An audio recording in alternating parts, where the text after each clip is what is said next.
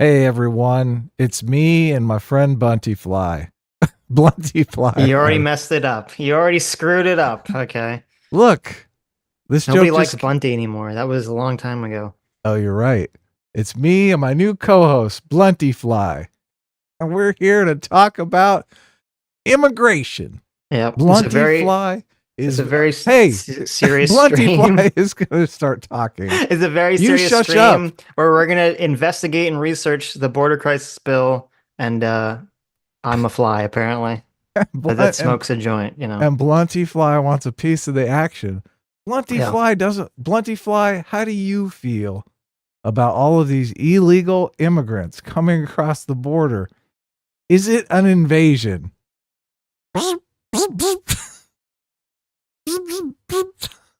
Blunty Fly is pissed. He doesn't like the invasion. Jesus Christ. Okay, I think we've had enough of this joke. Let's actually move on here. Such as like a joke in air quotes. Okay. Look, I could hear you doing the air quotes. I'm glad you could hear the air quotes because that was the intention. All right, Blunty Fly. I'm sorry. You're back to third chair again. There you go. I Sorry, tried. Yeah. Such is too powerful. Right. He can read, Blunty Fly, and he speaks English. True. Oh, God. Look, Blunty Fly's pissed. All right, I'll put Blunty Fly away for a bit. Thank you. Look, backstage, he's too angry. Yes. Well, anyway, you can bring up my name in the bill. Yeah, I sent it to you. Okay, so today finally dropped the massive, gigantic bill that includes many things about funding Ukraine, giving money to Israel. But I don't care about any of that stuff. What we're going to focus on today is the border situation, because there's a lot of controversy about whether, what exactly it says regarding border protection. Is it good? Is it bad? Is it grant asylum? What is it exactly in this bill? And you know me, I don't really trust anyone. So the only way to do it is to read through it. Exactly. Yes. And I figure I like reading. No, that's a lie. How many pages is this? 370 pages. So the whole bill's 370, but obviously I'm just going to go through here all day. Today, let's just try to go through the immigration part. We're only going to be streaming for 2 or 3 hours, see what happens. And research it together. If you guys have any good points about stuff that we're going over, feel free to let us know. Yeah. Okay, the border part starts on page 90, Adam, if you want to jump ahead there. Okay, page 90. Yeah, you could see the massive table of contents. But I'm actually go to 93. I got to get it on screen first, but That's fine. You go ahead and read. The bill will come up soon. Right. So this is going to be just us, very boring, very dry, going through the bill. We're going to figure out what is true, and at the end, we're going to summarize. Okay? Yeah, we want to know the truth. Look, Sitch, I am an independent voter. Okay. I don't care if the person has a D by their name or an R by their name. I want to vote for the guy who's going to get me the policy prescriptions that I want. Right. Now, I want this border thing solved. Okay. So I don't know exactly who to vote for. Is it Genocide Joe, or is it bloodless coup Trump? Okay. I want to know who do I look, and I am, for all intents and purposes, I said a while back that there's no way in hell I would vote for Trump. Look, if Michael Rappaport is putting what does he call him, pig-faced Trump, or pig-faced Donald Trump, if he's contemplating voting for Trump, and he's insane, he has TDS up the wazoo. I don't know if you I didn't know that he was contemplating voting for Trump. Is this for the immigration reasons or something else? Yeah, and for the crime in New York City as well. Yeah. So if he did a video recently and he's saying, look, voting for Trump is officially on the table. I'm like, what? So look, if Michael Rappaport, like TDS Central, is contemplating voting for Trump, Trump is on the table for me too. I'm an undecided voter right now. So I want to know what's going on. I know I turn on the TV. I see spin on the left. I see spin on the right. Everyone's trying to gaslight me on what this bill is so that I'll vote for their team. But I don't know what the truth is, right? Okay. So, okay. That's where I'm at. Also, I'm going to drop a link for the bill in the chat. Anyone wants to follow along, starting on page 93 here. Okay.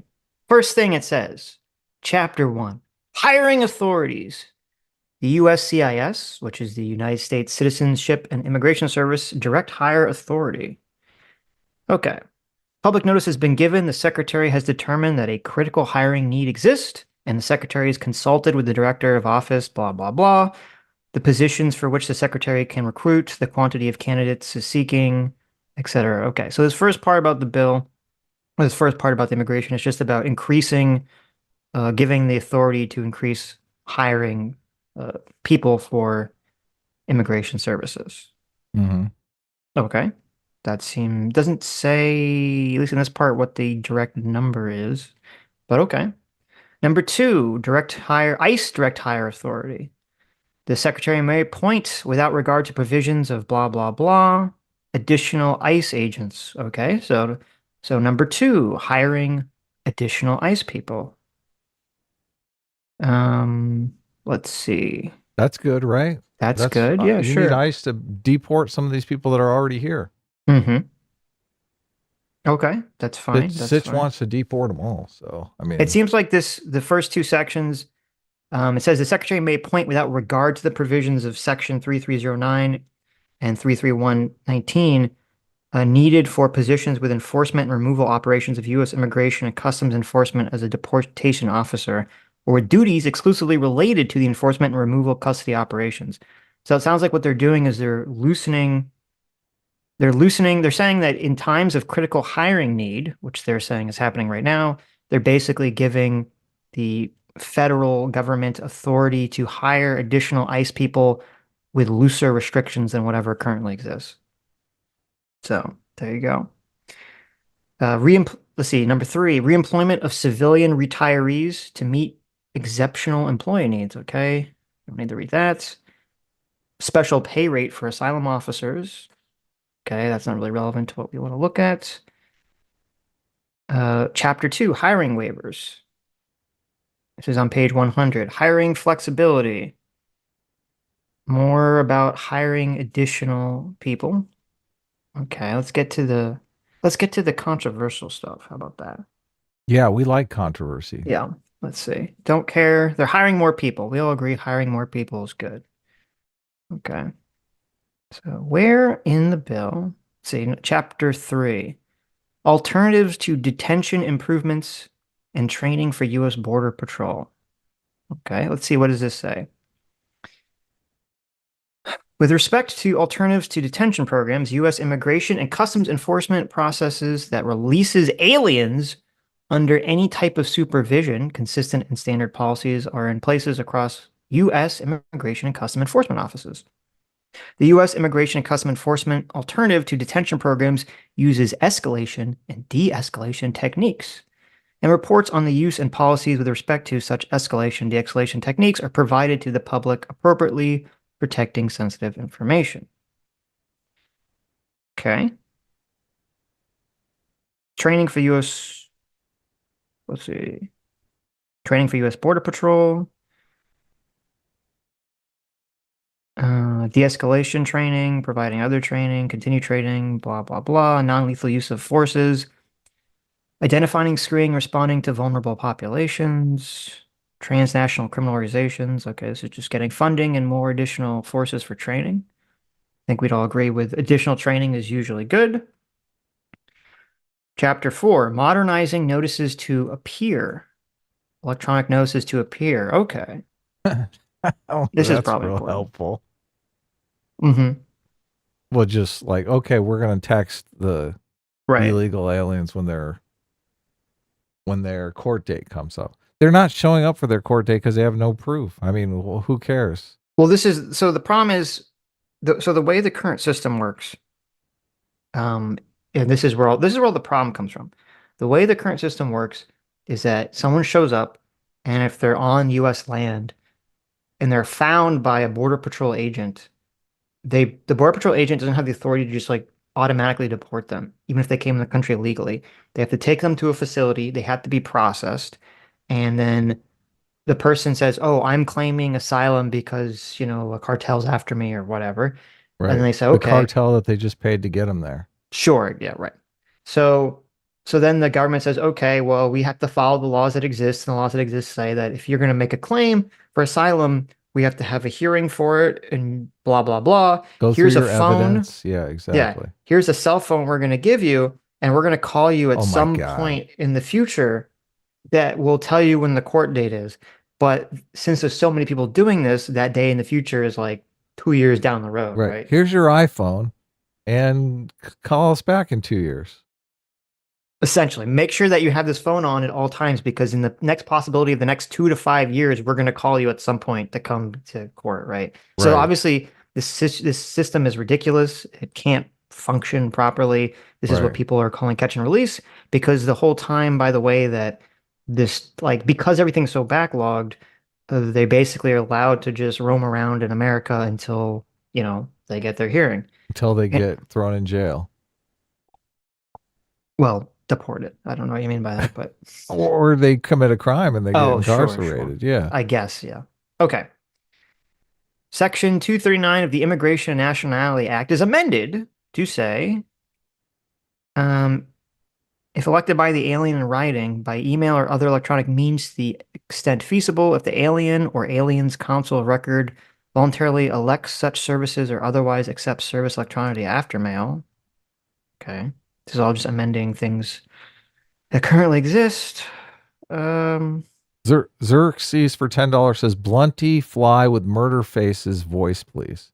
oh God, That's an no. excellent, excellent That's a idea. terrible idea. Christian Baller for $1.99 says, Sitch, did you see the new Judas game trailer? I did not. Yeah. I don't even know what that is. Sitch and I are going to be starting a media stream that we're going to be doing at least one day a week. And so you guys are going to get your fill of us watching whatever trailers you want or whatever movie trailers or game trailers or all that stuff. That's in the works. Yes. Soon, yes. And we'll probably do it on another channel. This channel is going to be devoted to politics streaming as it's evolved. That's basically what we've done here for a couple years now. So, but we want to do media stuff. We just don't want to do it on the same channel. So I'll set up a channel probably this week and you guys can subscribe over there and we'll start doing the show over there for media stuff. But thank you for the super chat. Yes. Okay. Page 115, asylum processing at the border. I think we finally got to where we want to be. Okay. General rules about provisional non-custodial removal procedures. Circumstances warranting non-custodial proceedings. The Secretary, based on operational circumstances, may refer an alien applicant for admission for proceedings described in this section if the alien A indicates an intention to apply for a protection determination, or B expresses a credible fear of persecution, as defined in section blah, blah, blah, or torture. What page you Now, on? this is on page 116. Gotcha. Okay. So they're saying this is how it works currently, and this is why we have the backlog. Release from custody. Aliens referred for proceedings under this section shall be released from physical custody and processed in accordance with the procedures described in this section. Number 3, alternatives to detention. An adult alien, including a head of household who has been referred for a proceeding under the section, shall be supervised under the alternatives to detention program of the U.S. Immigration and Customs Enforcement immediately upon release from physical custody and continuing for the duration of such proceedings. Family unity. The Secretary shall ensure to the greatest extent possible that the referral of the family unit for proceedings under this section includes all members of such family unit who are traveling together. Exceptions. Unaccompanied alien children. Provisions on this section may not be applied to unaccompanied alien children.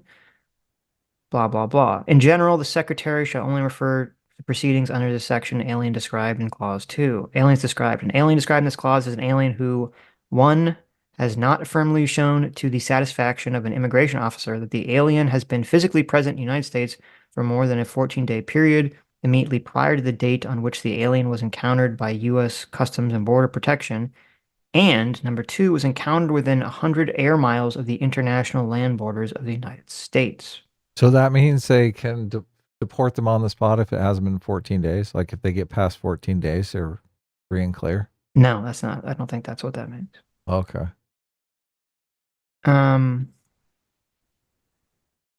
Procedures for provisional non-custodial removing proceedings. Unfortunately, they write this shit to be so like incomprehensible. But. Yeah, that's because they want to keep their jobs as lawmakers. Right. And they want to be able to spin it however possible. So. Well, that's the thing. It's kind of like, back in the day when they didn't want the Bible to be translated. Oh, yeah. Yeah. This is the same thing. Again. Yeah. Then Martin Luther came along and changed everything. Right. Provisional non-custodial removal procedures shall commence under this section with respect to an alien immediately after the Secretary properly serves a notice of removal proceedings on the alien. The 90-day period under the subsection with respect to an alien shall commence upon an inspection and inadmissibility determination of the alien. Okay, so this is talking about how they have to serve the person the deportation notice. Let's see.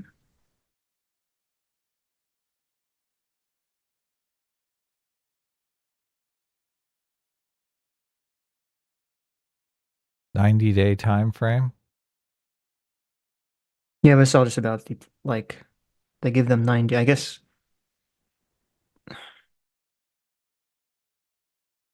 Let's see. And to the maximum extent practicable within 90 days after the date on which an alien is referred for proceedings under this section, asylum officer shall conduct a protective determination of such alien in person or through a technology appropriate for protection determinations.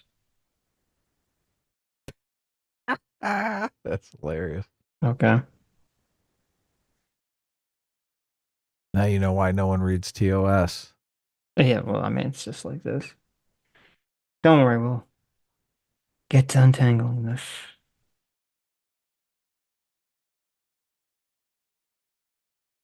You're good at reading.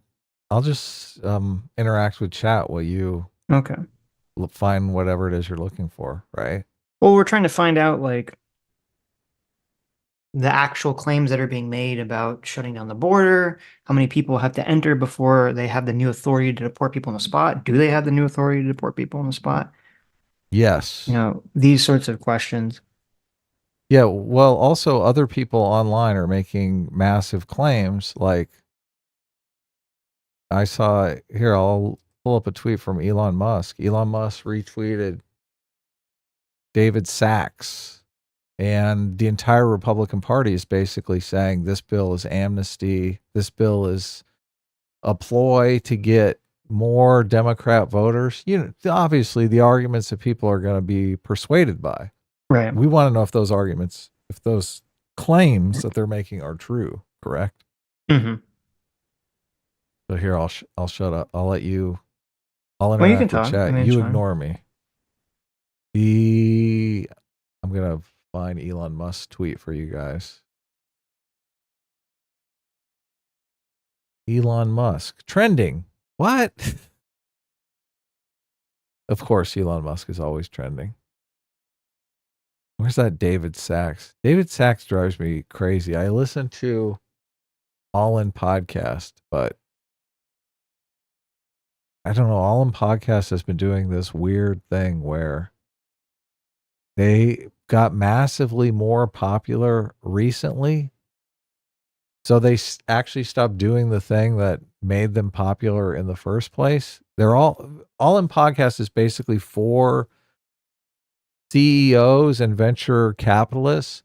So they got really big because they were talking about starting new companies and companies that they were investing in and companies that were growing. It was all business oriented. And then it got big and kind of their egos kind of took over. And now they just sit around and talk about their lives and stuff. And I'm like, look, I'm not listening to this to hear about your vacation. I'm listening to this because you guys were talking about interesting things about business. And now you think I'm here because you're cool or something. So anyway, I've discovered Elon Musk Tweets a lot. No, wait. Where's this tweet? Um, maybe it was a parody account. No, I saw the tweet. It had like You saw it it. had like 90,000 like likes or something. Oh, here it is. I found it. Yeah. I wonder if I can bring this over to the window over here where I'm sharing this bill.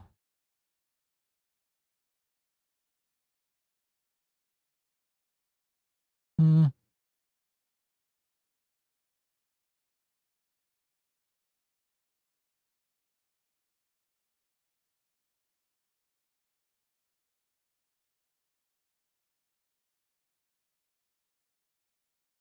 Sharing the bill.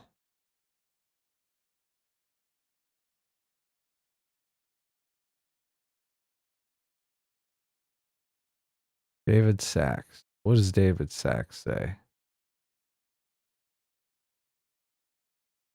David Sachs says the Inflation Reduction Act was actually a $1 trillion spending bill. The border security bill is actually a mass amnesty. Just assume bills do the opposite of what they say, which is, I mean, that's convenient, right? If you don't want to, like, the bill could say exactly what Republicans want, and Republicans are like, no, not now, because if we pass the bill, Biden is going to get a giant win and he's going to beat us in the election, and we want Trump for the next 4 years. So this bill could give them everything they want on a silver platter, and they have every motivation to say, oh, the bill is amnesty. Look, he's not citing anything in the bill. He's just making the declaration. So, and then Elon says the long-term goal of the so-called border security bill is enabling illegals to vote. It will do the total opposite of securing the border. Okay. Thing that I notice about this is nobody's got any specific. They're just making these assertions. Okay, since the bill's so long, I think what I'm gonna do instead is I'm gonna look for specific claims instead of just trying to read it linearly. Yeah, look, an interesting thing about this is like we want to see your process. Right. So okay, so the do first you normally just start at the beginning of the bill and just start? I try to, and then if it becomes too onerous, like in this case, I'll just start looking for specific things. So what is your break point? When do you say, oh, this is just too fucking much. Fuck this bill. Well, I don't say this is too much. I say, oh, this is too much it's just pointless to read it from start to finish. Obviously, I'm not going to read a 370-page bill from start to finish. Ever. And then even if that's never going to happen. You're just going to look for specifics. Right. To see what the claims are. Okay, so one of the first claims is about how exactly the legislation would shut down the border. Okay. Right. So it says, so the claim is the legislation would give the Secretary of Homeland Security the option to shut down the border if during a period of 7 consecutive days, more than 4,000 encounters are recorded with migrants. If that number reaches 5,000 encounters for a period of 7 consecutive days, the U.S. would be required to shut down the border. Okay. So what that means is that if they find 4,000 people a day for 7 days cross the border who are just crossing the border illegally, not through a port of entry, it gives the Secretary of the Homeland Security the option to shut down the border, and then we'll find out what shut down the border means, but that'll come later. But if it reaches 5,000 encounters a day for 7 consecutive days, then they have to shut down the border. It's not even an option anymore. So 4,000 people is the option. 5,000 is mandatory. Yes. Okay. Okay. This is on page 211 of the bill. It says the Secretary may activate the Border Emergency Authority if during a period of 7 consecutive calendar days, the average is 4,000 or more aliens who are encountered each day. And then it says mandatory activation if it's 7 consecutive days of an average of 5,000. Or number 2, here's the second thing that would activate it mandatorily. If on any one specific day, there's a combined total of 8,500 or more aliens. Okay, so that's all on the entire southern border. yes, So, and those are alien encounters, right? illegal immigrants. Yes. Right. So if people come through and they're not counted by, if they sneak through, they are not count. These are just people who are show up to get a court date, right? Right, but that's my understanding is that's like 99% of people is that Right. they don't cross the border and then try to like sneak into the cities. They cross the border and then immediately try to find a US official Right. essentially Because there's yes. to do I've the catch seen and that. release thing. Yeah. Yep. Right. Okay. They get a court date and a phone. Like, why aren't they trying to look? They lost their phone crossing through South America. Right. Which actually Brett Weinstein was talking about. Most people lose their phone in the journey. Right. So, and another element to this too, and why I think, my position has always been that, well, not always, but my position about how to deal with this is that we need to get rid of the ability to apply for asylum in America, Oh, so I agree. people Yeah. don't take this journey. Is If that you in want the to, bill? well, we're going to see, because my understanding is that it has something to do with shutting down the border, but we'll find out. So, Look, just to be clear here. So the 5,000 people is a mandatory shutdown, but that's 5,000 people in one geographical area. And well, no, no, no. It's just if well, let me say what it's saying, and then I'll come back to what you're saying. Okay, okay. okay.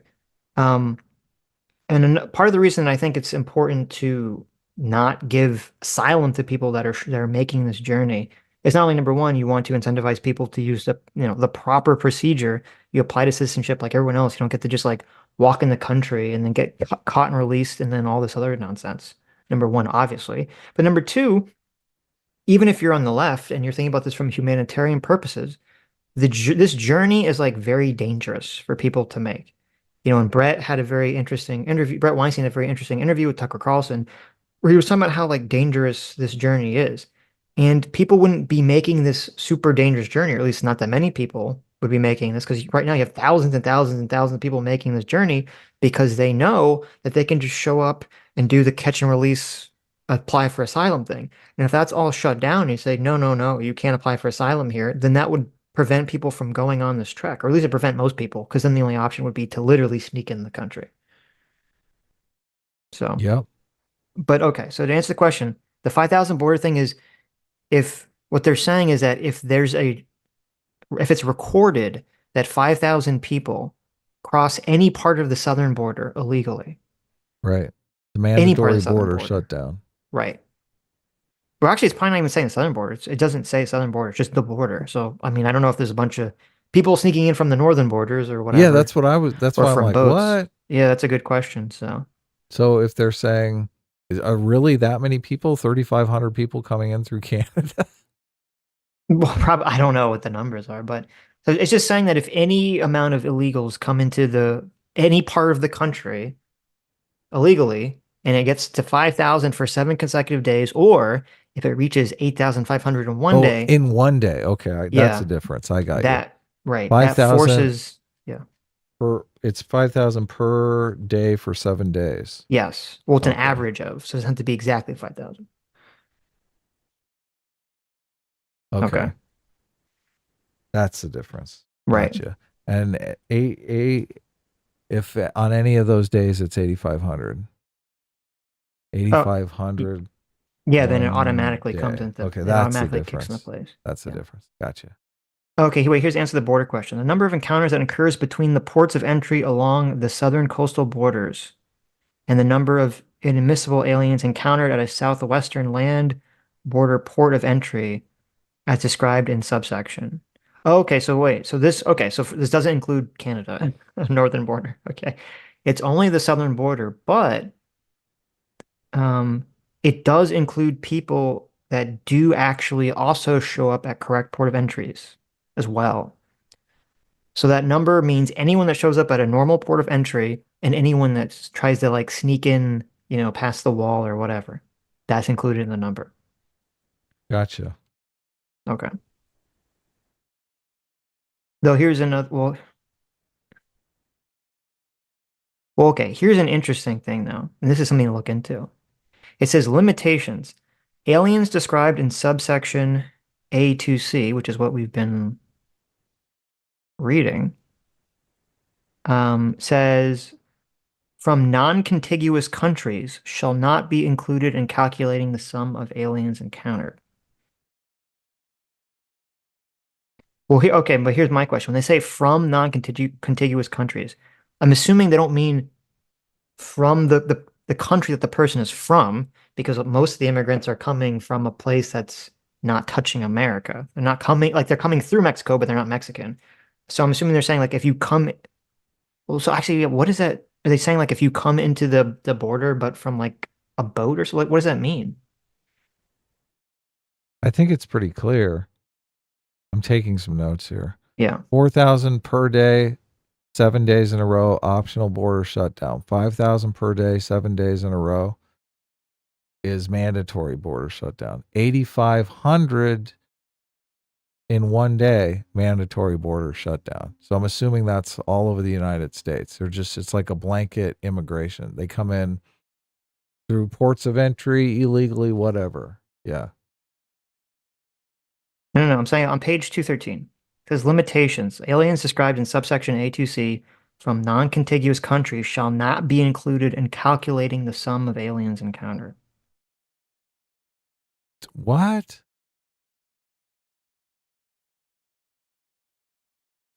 Say that That's again. Not non-contiguous with the United States or with the countries, with each of the countries. aliens described in subsection A2C from non-contiguous countries shall not be included in the calculating sum of aliens encountered. I'm assuming non-contiguous with the United States. I would imagine, So right? that means not counting French people. No, but yeah, but are they talking about the country of origin the person's from? Because that wouldn't really make sense because my understanding is that most people coming through Mexico, they're not from Mexico. They're just going through Mexico. Right. Yeah. So you wonder if all the Chinese people that are sneaking through the Mexican border are not counted because China's not contiguous with the United States. Yeah, it's completely unclear. Well, that would be the question. So are they only going to count people from Mexico, or does that mean people that Oh my are, because that would be God. stupid. That'd obviously be It retarded would. if Yeah, that's it true. can't be that. Right. Yeah. That would Who be knows so why dumb. that's in there? Um, but when it says from non-contiguous, are they talking about when they say from, they just mean like they traversed through? But why would you like how would they get here if it wasn't through a non-contiguous country? Unless they mean they got here by boat in the southern border. They got like E EF for $10 says 5,000 is on page 212. yeah, that's where we're at. Okay. Sola for $5 says, "What do you think should be done with illegals already here?" Ooh. Um that I that's a tough one because if they're embedded in the economy and we're taking advantage of cheap labor Hmm. and it's getting us cheap goods and services, I mean, I don't know. I need more information before I can make an educated decision on that. Like if they're here and they're just sucking up our resources, their kids are going to our public schools and they're on welfare. Deport them, obviously. But if they're embedded in society and paying taxes and helping us keep inflation down, then I'm more path to citizenship. So I'm less about the culture. I think what the right worries about on the culture issue, I also worry about, but I think the right kind of overstates it. This idea that people are going to come to America and they're not going to integrate, they're just going to maintain their culture and live in these cultural enclaves. I'm not in favor of that at all. But I do think the type of people that come to America generally are pro-America and want to integrate into American culture. So they tend to be good Americans, and we're basically taking advantage of the rest of the world by importing hardworking entrepreneurial types into the American ranks. So Radically Milk Toast, which is a great username. Radically Milk Toast. And also has Sitch's avatar, which is funny. Says Adam, clowns to the left of me, jokers to the right. Here I am, stuck in the middle with you. A-Team reigns supreme, and Blunty is so fly. Why, thank you. And look at this, a.k.a. Batatosai, or Batatosai, who is, look, he, a.k.a. always is great in the comment section, always leaves great comments, is always interacting with people in positive ways. I really like to see that. Donates 10 gifted subs to the channel, which is great. Welcome new members. So yeah, keep it up in the comments section, aka. I love it. I love reading your comments. PC for $5 says, I'm a fan of All In podcast, but agree the last few months they've talked way more on politics and personal stuff rather than business. I'd still recommend. Yeah, it is a recent development, and I got to admit, the last couple of episodes they started doing that, and I didn't even finish the episode. I just tuned out. I was like, I'm not here for this. The stuff that the one guy who's developing a business where they basically print meat, which I guess it is protein, but it doesn't come from a cow. So it's like vegan friendly, but it is actually a meat. That's like fascinating stuff. So there's some interesting stuff going on there. I definitely check it out every week, but if they start drifting into the, oh my God, we're so popular now. And I am kind of, obviously I'm older too, so I'm conscious of this. I don't necessarily, and maybe, maybe I'm completely wrong here. Maybe I do go a little too goofball for my age, but for someone as old as they are, just getting all swoony about being popular or famous, it doesn't, aesthetically, it's not pleasing to me. I feel like they should be more conscious of why people are watching their podcast. So, Electro for $20 says S-Class is best class, and A-Team stole Blunty Fly's wife. Wow. That's why he is so angry. Oh, wow. Wow, terrible. Blunty Fly. I think flies only live like 7 days, so. That's true. It'd be a short-lived romance. Blunty Fly is already one of the oldest living flies in human history. That's true. Since he's been on the stream for, I think, 3 weeks now. Okay, well, let's put it. So this is something to further look into, this non-contiguous. Because if it only counts people that are from Mexico, then the bill is worthless regarding immigration, right? The cheerful cynic for $5 says the non-contiguous country sounds like it might be to target Cuban immigration, as they do not come from boat. Right. No. So okay. Oh, they do come from boat. They come from boat. Sorry. The key thing to figure out is when they say from non-contiguous countries, do they mean people crossing from Mexico, or they mean people from Mexico? Because they mean people crossing from Mexico, then you're right. This is designed in a way to basically not include Cubans. But if it means people from the country of origin from, then it's pointless. So that's something that we'll have to look into further. Okay. So we'll put a pin on that for now. The non-contiguous countries. Because I've seen people kind of claim both. I'm not sure which is accurate yet, but we'll move on. We'll move on for now. We'll leave that. That'll be in limbo. Okay. There's some more super chats I can read if you want to read. Well, what's the next thing you're going unless they're about that specifically. They are about immigration, yes. No, I mean the non-contiguous countries. Okay. That was the last one about. Okay, the thing under this says that the next part of that, it says during the first calendar year after this bill is passed, the secretary doesn't have the authority to have the border emergency be activated for more than 270 consecutive days. So once the border shutdown happens, it can't be for more than 270 days. Yeah. Okay. And then it says, and then it kind of. Days. But what if is still a problem? I don't know. It's after 270 days, like 8,500 people show up?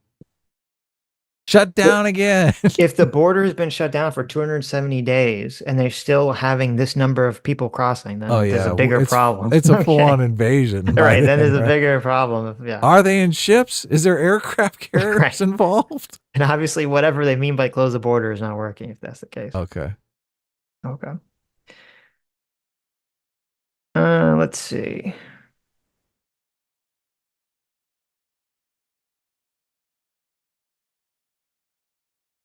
So the mandatory shutdown is for 270 days. That's the maximum it can go for the first year. Right. Okay. Yeah. That's the maximum. Right. What's the minimum? There's no minimum. One. Okay, well, no, the minimum would be until there's some number that it has to get down to, I believe. Right. And then it opens up again.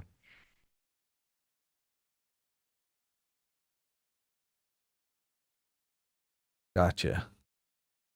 Okay, let's see. They're just talking about the days thing. And then every year it changes. So like the second year, the maximum is 225 days. And the third year, the maximum is 180 days.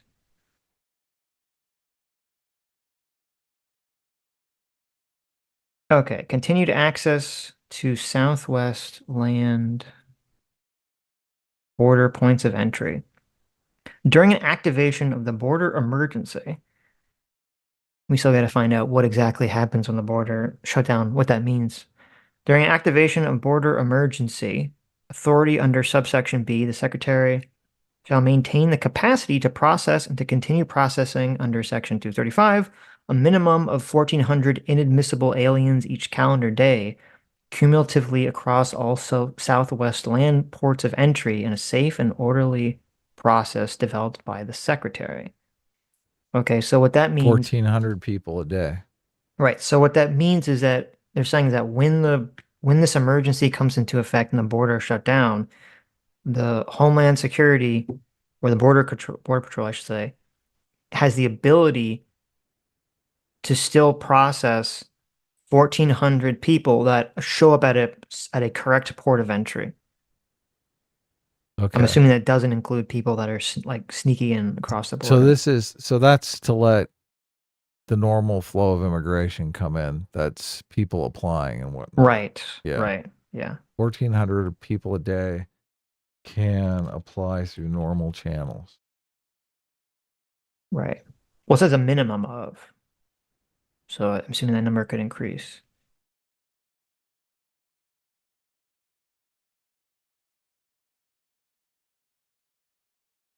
And that's during the border shutdown That's during the border shutdown. Okay.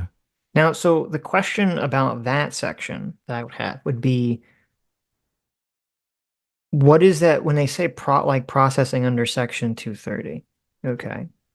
Is that just the catch and release program? Because I don't know how useful it would be if you say, okay, we're closing down the border, but if you show up at a correct port of entry, 1,400 people or more, you just still get to do the catch and release thing.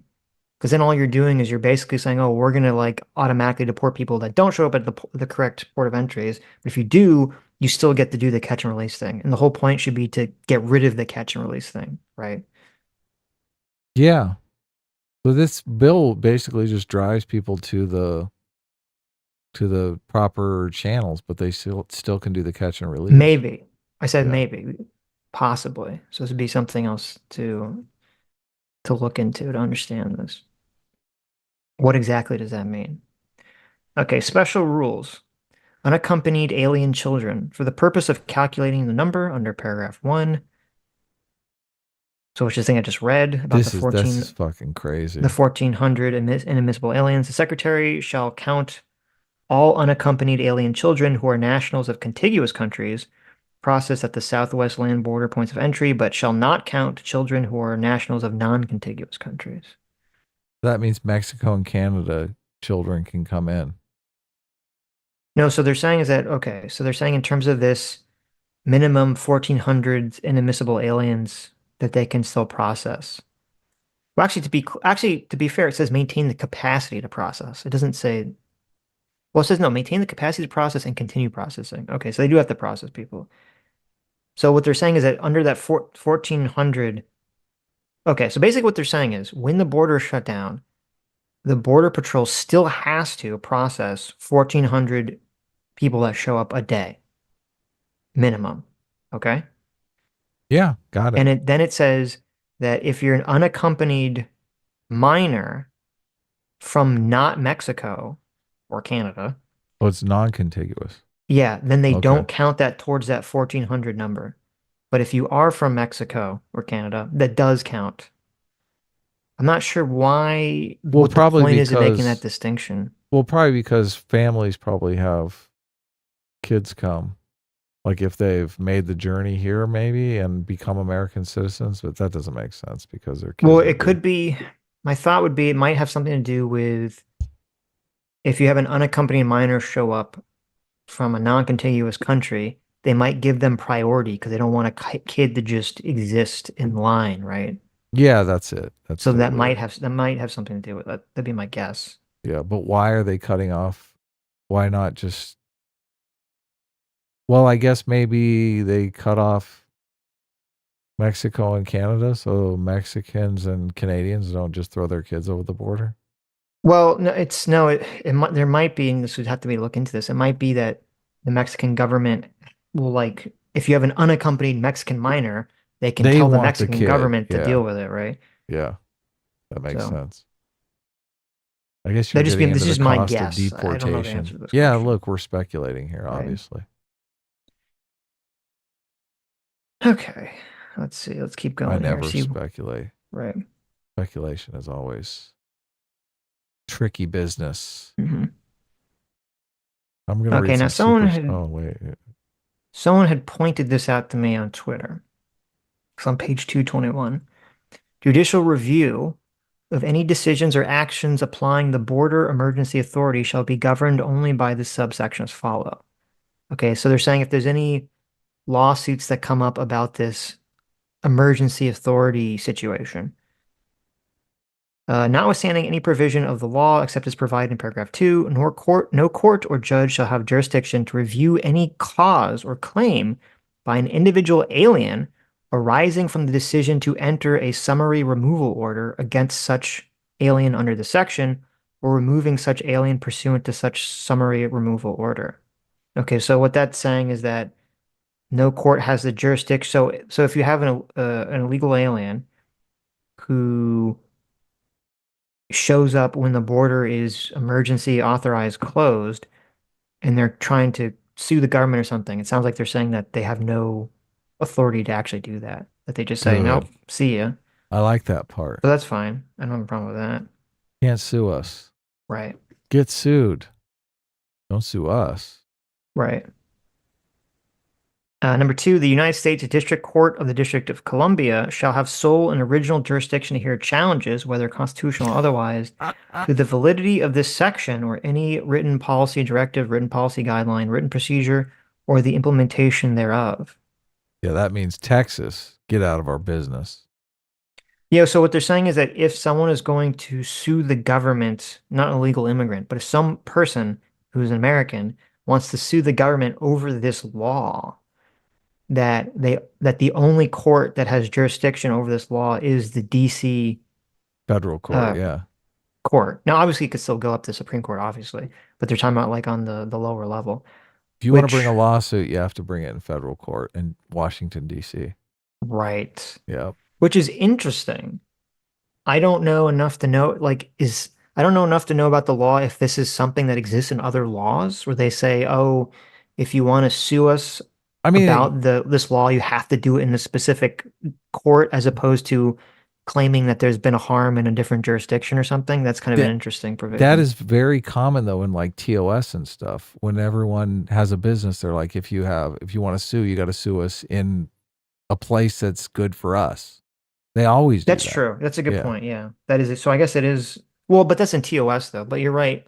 So a lot of TOSs they'll say that if you want to sue, you have to sue in Yeah, certain certain area. districts Yeah. or you have to A sue lot of in times it's Delaware because Delaware is so business. Well, Delaware is usually the place you have to sue if it's financial related. You see that in your credit card statements and whatnot. yes. But then but they also say like a lot of them say they have mandatory arbitration clauses That where they too. say you Yes. have to Yeah. go through an arbitration process as opposed to like a normal court system. But these are the big boys. Right. They're like, we control the district court in DC. Sue us here where the judge can tell you to fuck off. Right. Which I don't think that should be legal in my opinion. Oh, These really? TOSs Okay. that like a company can just make a declaration that you have to sue them through arbitration. That seems kind of fucked up to me, but Yeah. Don't sign the TOS. yeah, but the problem is well, first of all, you don't sign TOSs, you just like buy a product, right? I know you just opt. You're if you opt out, they're like, okay, we're deleting your Twitter account. You Yeah, really so have it's like no option. right. So that's why like a lot of the TOSs I think are kind of bullshit because you don't really have an option a lot of times to not use these products, you know? So okay. Okay, so that's interesting. I don't know if I mean it's an interesting thing. I don't know if I care about that. But it's something to keep in mind. Have to sue in DC. To sue in the DC District Court. Okay. Which obviously leans left. So Hmm.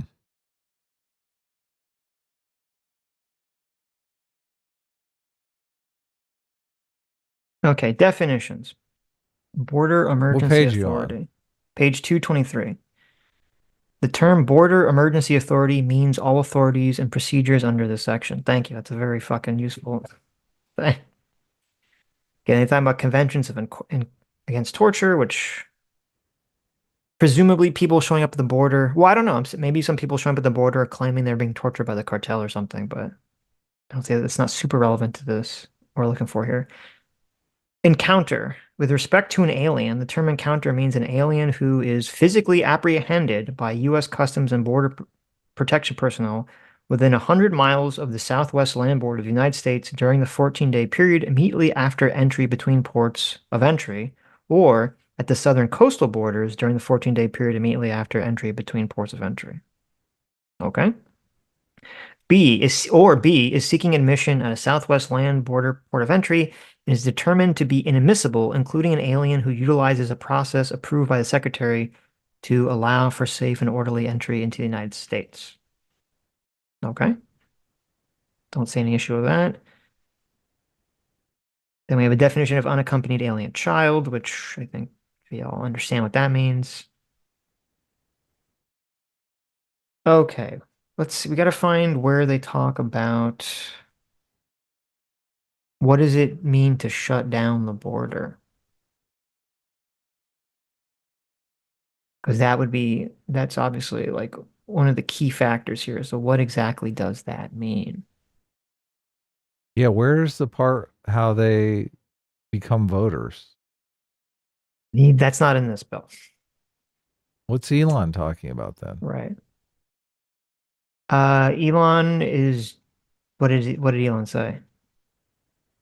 That this bill is going to turn all these people into Democrat voters. Oh, I guess you just made that up because I don't. I mean, so far we have to check about the amnesty thing because I don't. So far we haven't got to that part yet, or if there is a The part. long-term goal of the so-called border security bill is enabling illegals to vote. It will So do the total considering opposite of securing the border. right. So I feel like probably there probably are legitimate criticisms towards this, and we have to find out about the contiguous thing because that'd be a criticism I'd have. And then people could criticize like the numbers. They think the border should shut down before you get to 4,000 encounters for 7 days, right? Mm-hmm. So I would suspect that there would be valid criticisms about the numbers and sort of definitions. I'm skeptical that the bill is just a blanket amnesty bill. Nothing you've read makes me think it's an amnesty. Yeah, so far I haven't seen where the amnesty thing comes in, but oh, that doesn't seem accurate to me. I started taking some notes here, so Okay, good. I think it's better than just bringing up the fucking bill. Like, Yeah, no, I get it. I get it. like, but if there is anything particular, I've got the bill in a separate tab, so we Right. can go Okay, no there. problem. But maybe my notes are more helpful here. Okay, circumstances. This is so kind of going back looking for other things. Asylum processing at the border, page 116. Read Provisional yourself, and non. I'll do some super chats. How about that? Okay. Well, let me just read this first. It says circumstances warranting non-custodial proceedings. The secretary, based on operational circumstances, may refer an alien applicant for admission for proceedings described in this section. Indicates an intention to apply for protection determination or expresses a credible fear of persecution or torture. Okay, so that's just basically the thing that allows catch and release. People show up at the border and then they say, "Hey, I'm getting targeted by the cartel. You need to protect me," right? Or they're persecuting me. So that's all that Right. that's talking about. But they give them a court date and they have to show evidence of that at the court. Otherwise, they're like, you're lying, and they throw them out. The Right. court cases are to determine fact claims. Yes. Yeah. Which seems like I don't even know how the fuck they make these determinations, right? Yeah. I'm imagining, they're doing cigarette burns on their arms before they show up at court. Right. Well, maybe that'd be a good way, right? Well, Who actually, knows? yeah, but here's the problem. If it takes 2 years to get your court date, you're like, wow, that cigarette burn is very recent. Yeah, exactly. Well, look, the cartels are still after me. Yeah, there you go. Give me my green card. There you go. There you go. Do you know that green cards are not green? Well, I'm assuming they were green at one point in time, right? And that they're probably not green anymore, and the name just So stuck. messed up. Mm. Make them green again. Maybe they are green again. Like, I haven't seen a green card in years, so I'm sure you could look it up. maybe they've changed. Oh, I got some super chats here to read. Read some super chats. I'm gonna look for trying to find this where it says talks about the shutdown. Gone fall for $15. That's awesome. Very generous. Thank you. Give the incentive to make illegals move out by making it extremely hard to live here. Stop letting them gain access to our tax dollars. Make people accountable for helping them and employing them. Yeah, I mean, I agree with you that this is kind of the quandary that the Republican Party has, because the Republican Party has in their voter coalition business interests and also the anti-immigration people. Well, the business people, they want cheap labor. So they're like, don't hit us when we're employing all of these people, right? Don't come after us. We're your voter base. We're your donors. So that's, I think, a problem for the Republican Party. But I mean, I agree with you that they should go after the employers. Obviously, that would be the quickest way to disincentivize them from coming here. So, and I do think, and a lot of people who support Joe Biden are kind of naive to this, that a lot of immigrants come when we have a Democratic president because they think we're going to get in easy.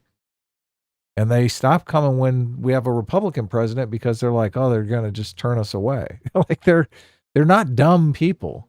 They do respond to incentives just like anyone else does. Right. Yeah. But I do think a lot of Democrats are just blind to that because it's partisan blindness. We always talk about how partisanship makes you 20 IQ points lower. They can't see it because they can't imagine that the people that they love and vote for are doing anything out of selfish self-interest. They have this stereotype of Republicans being selfish, greedy monsters. And obviously none of their people are selfish, greedy monsters who only want people to come in and vote for them. So Blaine's Escape Corner for $5 says, well, wait, before you move on, okay, I want to say regarding that. So it's important to remember that politics is a team sport. Yes. And this is why I said on Sunday, and this definitely turned out to be true, is that like now that the Democrats are like afraid that they're going to lose the election based on immigration, you're going to see a bunch of Democrats that are going to come out and suddenly appear to be like hawkish on the border, saying we need to pass this bill, right? When before that wasn't really like a thing the Democrats were like talking about. Or they'd be more likely to say, oh, you're racist if you want to like do anything about illegal immigration. And so it's very interesting to me that like as soon as the team is threatened, people's positions like just they change to suit whatever the team's needs are, as opposed to based on like a true philosophy or whatever. And the same thing would be true like if the bill is good or worth passing, I should say. I always think this is a good thing, though. That it's better for Trump to win if the situation continues, right? You cut out a little bit there, so you might want to restate that. Oh. I'm saying the same is true for if you're like if it turns out that the bill is good, which I agree is still we don't really know yet. But if the bill is good, or rather I should say, is the bill worth passing, even if you don't think it's 100%, if it's still worth passing, that will help to some extent. And Republicans don't want to pass anything. To me, that would also be the team play because it's like, well, even if this helps a little bit, staunch the bleeding a little bit, it's better if there's a bigger immigration problem come election time because then that will make it more likely for Donald Trump to get elected. Exactly. Yeah. Look, this bill could be the Republicans' wet dream, and they will say it's amnesty. This is a complete giveaway to the Democrats. As soon as Donald Trump wins the election, they could pass the same bill word for word, and it'll be all, oh, this is exactly what we wanted. This is like amazing, right? Right. That's the team politics. A lot of people, this is why a lot of people get cynical to politics, is because they realize this. But I think you have to be an adult about it. You have to realize, okay, like, socially, when somebody says they're in favor of something and then they change their position, you immediately go to, well, this person's not principled, they're abandoning their principles, this kind of thing. And I agree to some extent that that's taking place. But do we want people who are inflexible? These people are supposed to be our representatives. They're supposed to do what we want them to do. And when our positions change because the facts on the ground change, they need to change their positions. So a lot of times when people say, like, there's a story going on with that Senator Fetterman, who a lot of progressives are angry at because he's come out in favor of Israel, and they see it as a huge abandonment of his principles. But he's looking at his reelection prospects, and I like the people who actually vote for him. I think he's more interested in making them happy. And I would say that his positions have probably changed because they're like, he's must have pro-Israel people in his district. Actually, I think he's a senator, so in his state.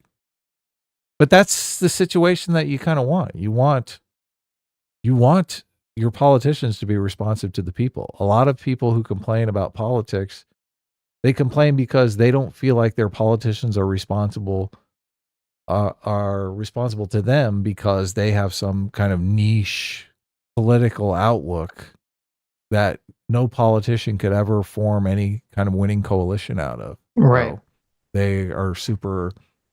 These are a lot of the people that perceive democracy as not functioning. I had an interaction a few days ago. I don't know if you saw it, with another content creator. I can't remember his name, but we were arguing over democracy, and I was basically trying to pitch the macro view of democracy. And I was realizing that everyone looks at only from their personal perspective, which I think really it doesn't allow you to see the entire picture.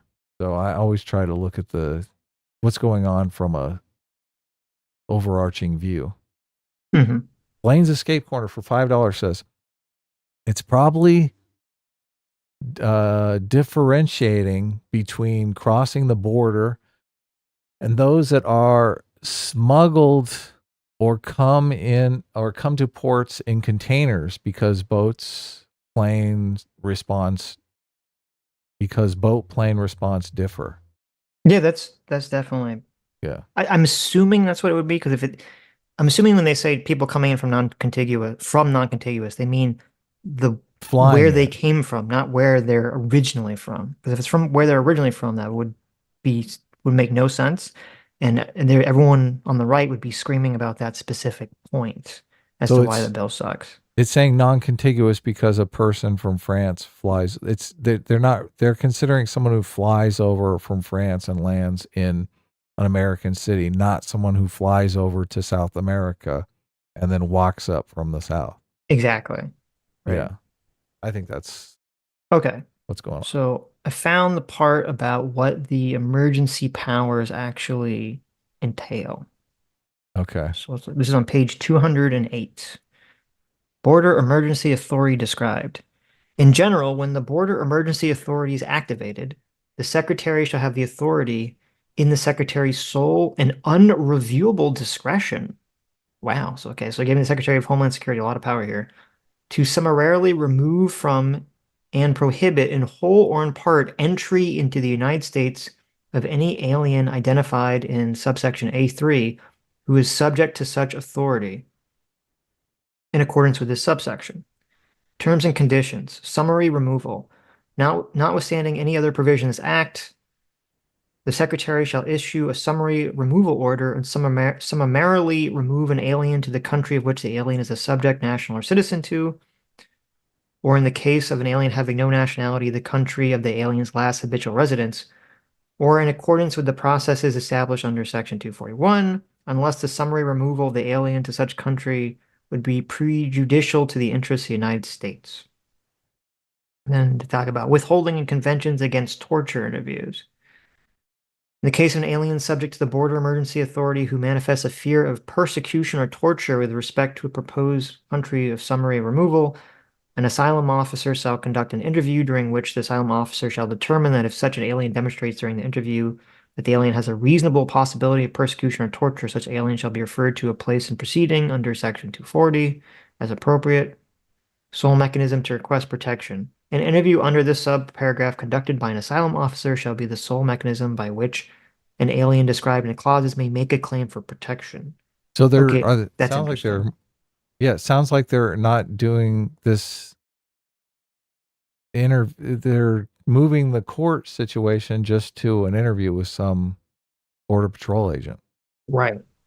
Right.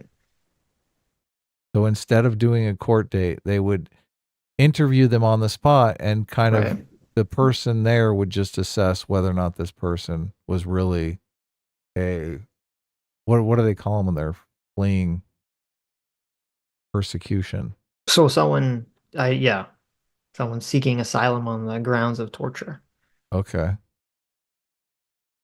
Alien referred for additional proceeding. In the case of an alien interviewed under the clause who demonstrates that the alien is eligible to apply for protection under the Convention Against Torture, okay, they just say what happens to that person.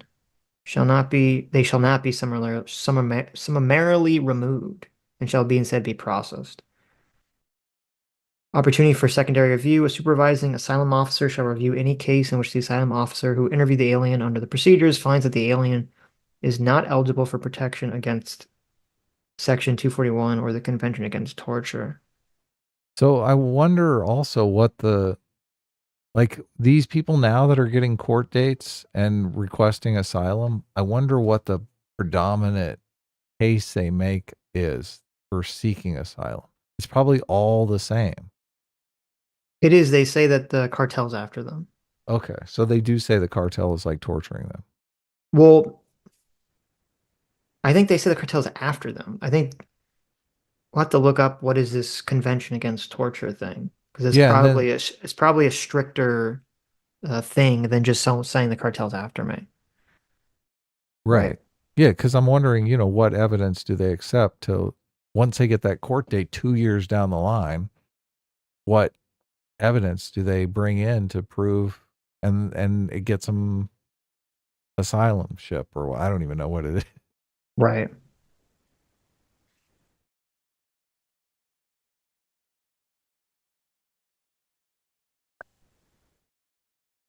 Qualifying for protection under torture. According to international and U.S. law, a person cannot be returned to a country where they are likely to face torture. Yeah, see, that's what it is. This is based on a treaty. Right. Um, So they show up, they get a court date. Once the court date comes, this is how it is now. They say, I need asylum because the cartel is going to torture me. They say, what is your evidence? I don't know what evidence they come up with. And the court decides yay or nay. If they decide yay, they get to stay. If they decide nay, they deport them.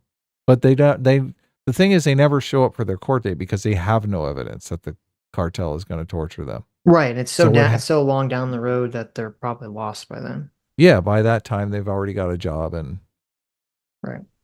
they're maybe even worked this season and gone back home. Who knows? Okay, here it is. Here's the definition of torture. Torture is defined as any act by which severe pain or suffering, whether physical or mental, is intentionally inflicted on a person for such purposes as obtaining from him or her or a third person information or a confession, punishing him or her for the act he or she or a third person has committed or suspected of having committed, or intimidating and coercing him or her or a third person for any reason based on discrimination of any kind, when such pain or suffering is inflicted by or at the instigation of or with the consent or acquiescence of a public official or other person acting in an official capacity. Oh, so it's got to be like The not the government. cartel. It's got to be the government. Interesting. Yeah. Okay. So yeah, so Wow. saying that the cartel's after you wouldn't be sufficient for this. It has to be, you have to be saying that the government itself is the one torturing you or after you, which would be harder for you to fudge, right? Because they Well, just call it not the in these government. So nations, because you're torturing this guy. there are nations in South America, because I think aren't I'm a lot of sure. people Yeah. coming from Ecuador because Ecuador is falling apart politically. Right. Right. Right. So even if you are not from Ecuador, if Ecuador is a country that, is falling apart and you can't get a passport or anything like that, you could show up and say you're from Ecuador and everyone knows, well, Ecuador is a mess. You can't get a passport. Then all of a sudden they're Right. lenient on them. Maybe. Okay. So it says the definition has torture has three essential elements: the intentional infliction, number one, of severe pain and suffering, physical or mental, number two, and it's committed by or at the acquiesce of the government.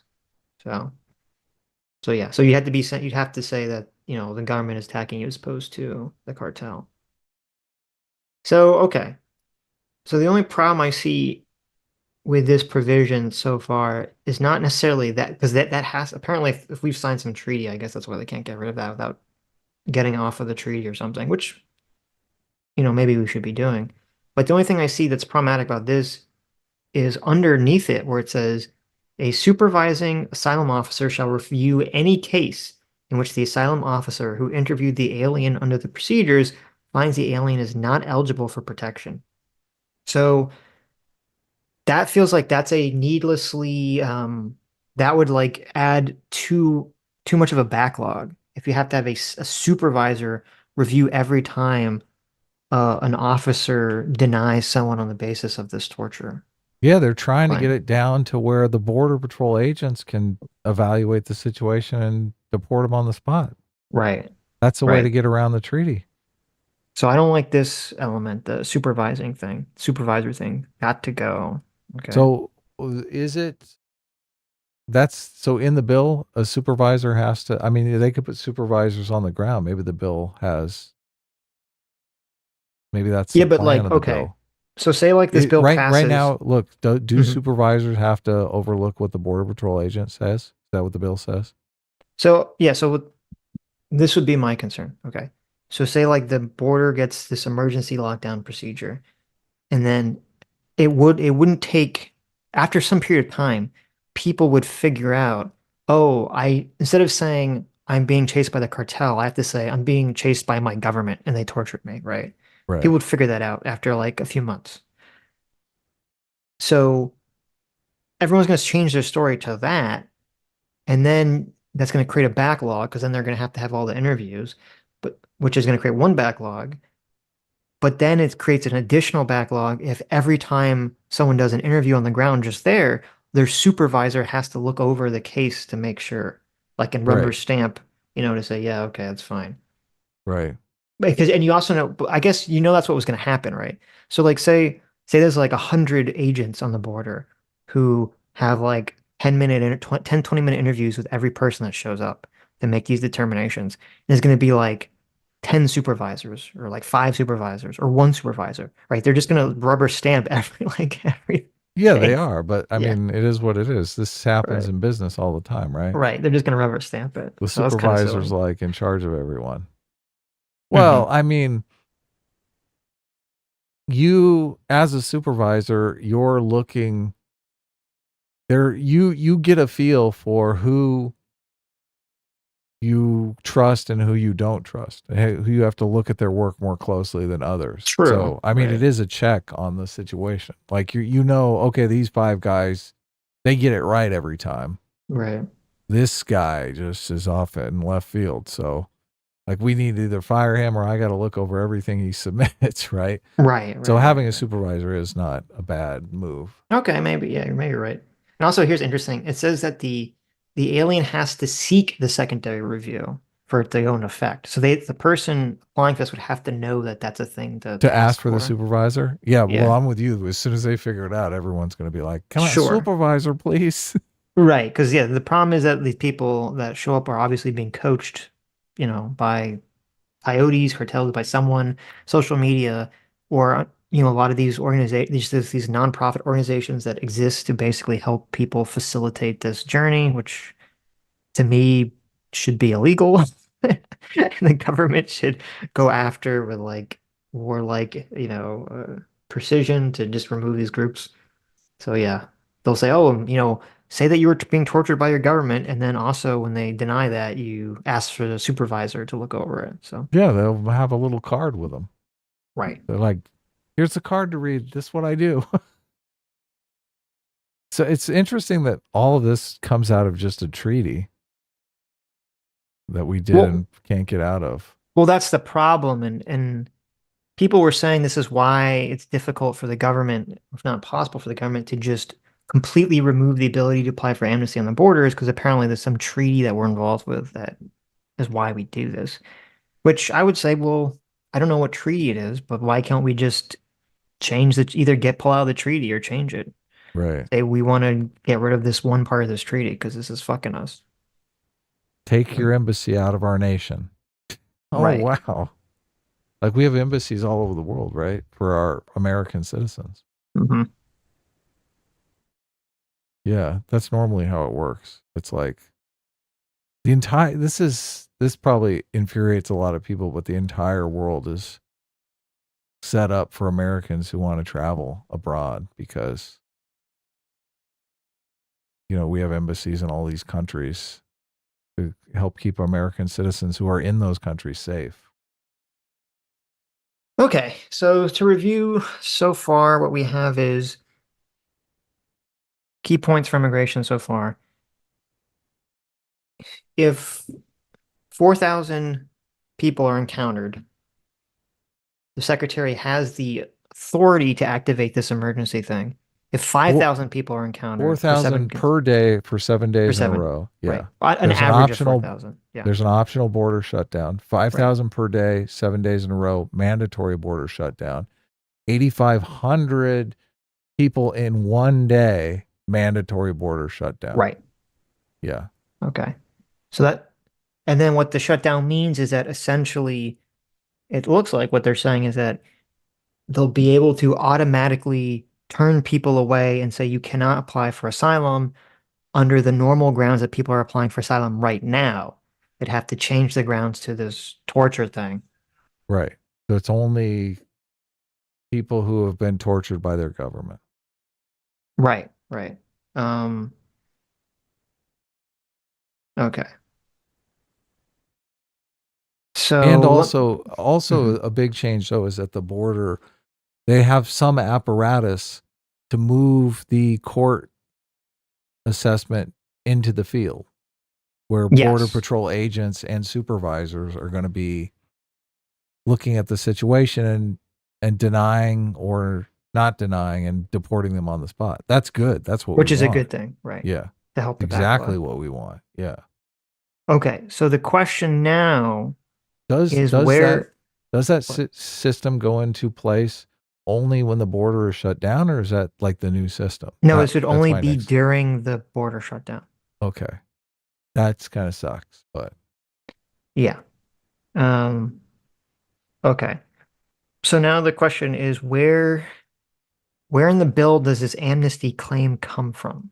Like what are they referring to when they say that this bill grants amnesty? That's what I have to find out. Because amnesty okay. means generally when people are talking about amnesty with immigration, what they're meaning is that you're saying that, oh, we're going to allow illegal immigrants to become legal citizens, right? Yep. That's exactly what they mean. Okay, so now like what are people looking at in this bill where they say there's amnesty here? Well, you look and I'm going to read some more super Okay, chats. right.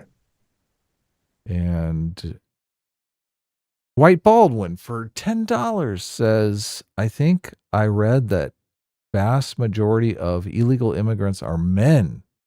Shouldn't we work to make it more even for civil stability? Well, look, To have like gender like requirements, like, oh, we've had too many men today, so now we have to, it'd Dwight, be interesting. I'm going to go the other way here. Look, I think the gender imbalance is fine. It's just the wrong way. We should only allow women into the country. Right. So, but from what I hear, there are women coming in because they keep telling these horror stories of the female immigrants have all been raped along the journey by That's coyotes true. and whatnot. So Right. I do think there are women and children. And look, even if you watch some of those videos online, I was watching one of the reporters who was reporting from the place where people are just, I mean, they're crossing through in droves. It's like women and like a ton of kids. Like, what the hell? These kids are like 5 years old and they're just streaming into the country. So, yeah. But I agree with you. Look, there should be some sort of balance. The the thing the interview, and maybe we'll cover it. The interview with Brett Weinstein talking to Tucker Carlson about Brett Weinstein went down to South America, I think it's Panama, where Hmm. there's these camps set up where people are getting ready to make the journey through some perilous jungle. It's like 10 miles of jungle where everyone is just exhausted and nearly dies. There's bandits in there and they get all their stuff stolen. But he said that there's these camps of Chinese people that he thinks might be Chinese nationalists. Now, China has a massive problem. I think it's like 2-to-1 men to women. So it makes sense that Chinese men are saying, look, I'm going to immigrate to America.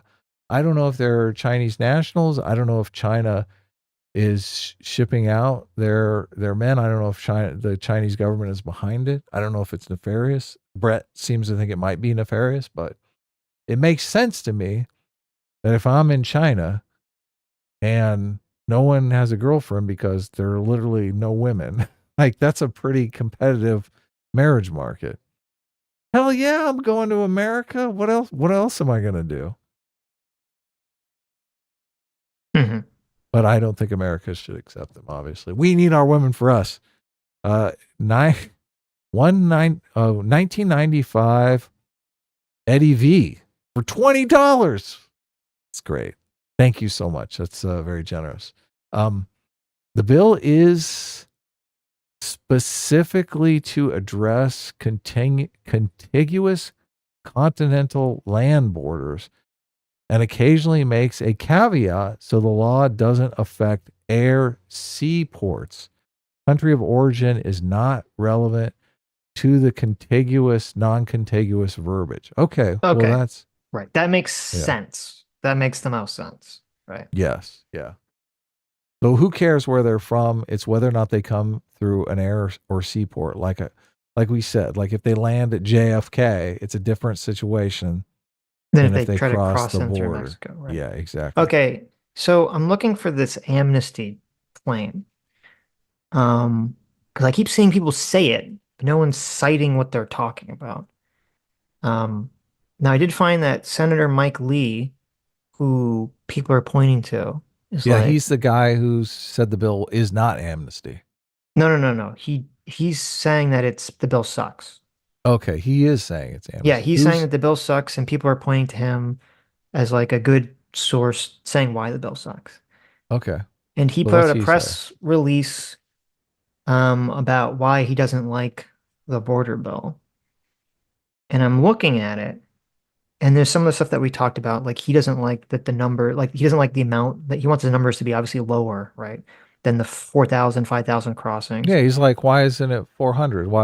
right? Why isn't it 10? And he doesn't like that it still requires them to process at least 1,400 people a day, even though it changes. They still have a stronger authority to get rid of those people. But he doesn't talk about that. But I'm looking through where he's Of complaining course about he it. He doesn't doesn't. say anywhere in here where there's amnesty granted. Yeah, when they come in there, they get a green card, right? They're not American citizens instantly. They're foreign nationals. Well, no, they don't just you don't just get a green card. You have to apply for a green card. You have to Right. fulfill Yes. some certain requirements and be living in the country and those other things to get a green card, don't They're you? living in the country as foreign nationals, though, right? Right. Yes. They're not American citizens. They can't vote. They're foreign nationals. It does say that they would increase the amount of visas for legal immigrants granted by let's see. Right now it's four 480,000 and they'd up that to 512.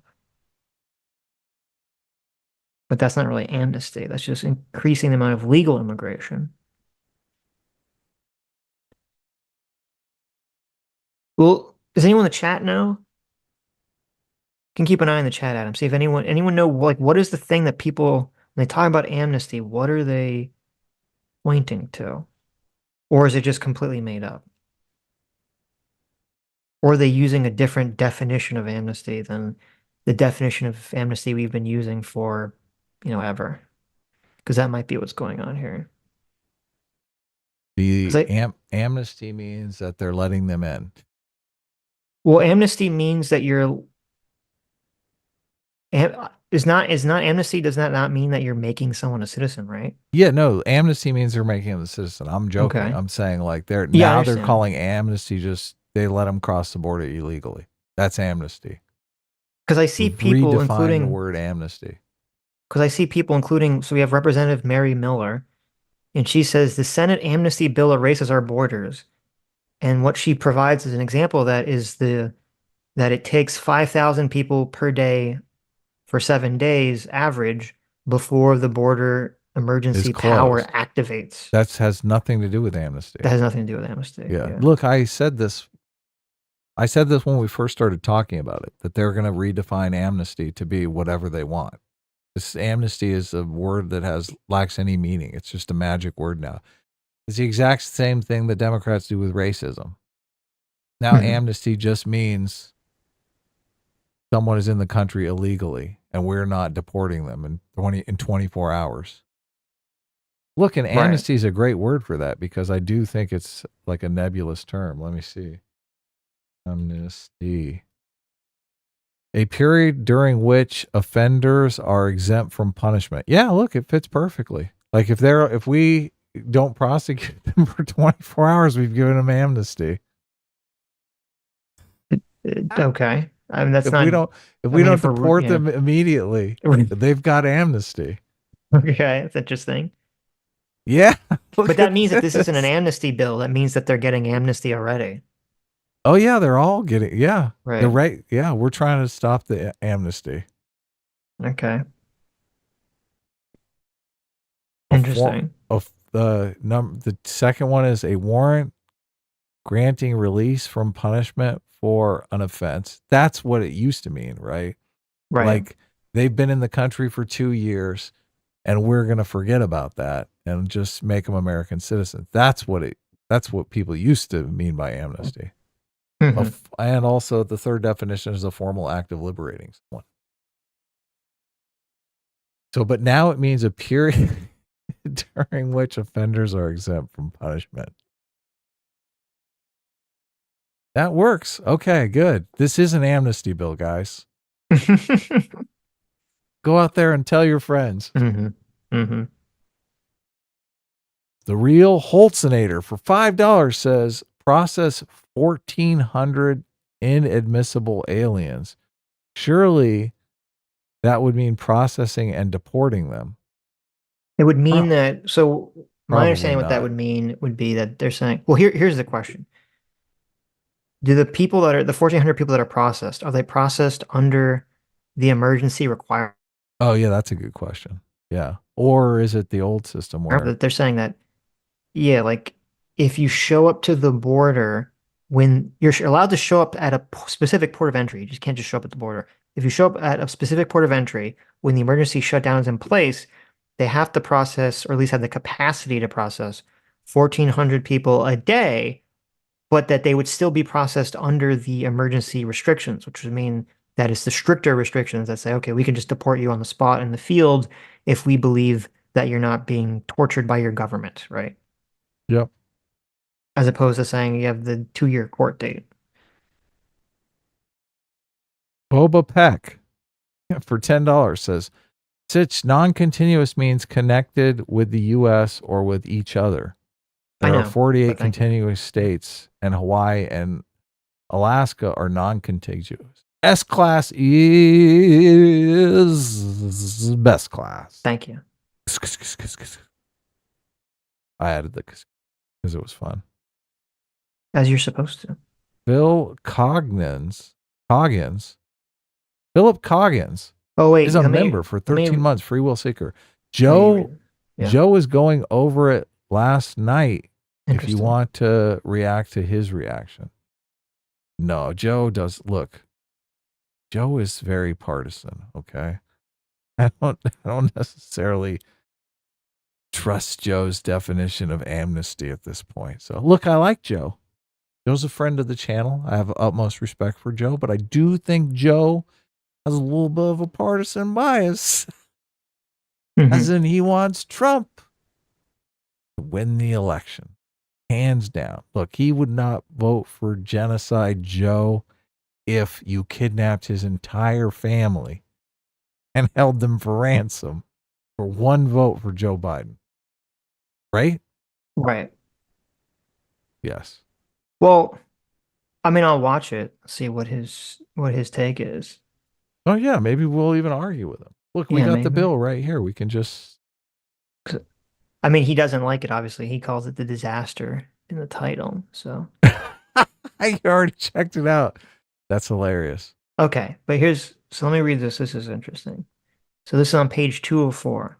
They're talking about the additional screenings. And my understanding is that this additional screenings happens before, even without the emergency process being in place. Okay. They talk about kind of increased scrutiny of people seeking asylum. And it says they're adding this to it. There are reasonable grounds for concluding that the alien could avoid persecution by relocating to another location in the alien's country or nationality. Like, just move. You live in the hood. Get out of the hood. Right, which is kind of interesting. So that's nice. So they're saying it's a little bit stricter, saying if you can just move to somewhere else, right? Why, that doesn't necessarily give you grounds for America. Now, someone was claiming that it would be stricter because they're saying you can just move to. Okay, no, they're saying And I haven't found this in the bill yet. Someone is claiming that it says somewhere in the bill that they're also increasing the requirements by saying if you can resettle in another country on the way to the United States. Yeah, I've heard that one. Right. Which obviously that should be part of it, right? If you're walking through 4 different countries to get here, it's like, well, why do you have to come here specifically to escape persecution from the cartel or from your government, right? Right. So, but they know America's based. This is why I was saying. yeah, but we're not like I get people want to come if you want to come here for economic reasons and you have to apply normally and wait in Right. your Yes. country. You don't Yes. get to just Yeah. show up. But I kind of like making it, Survivor style,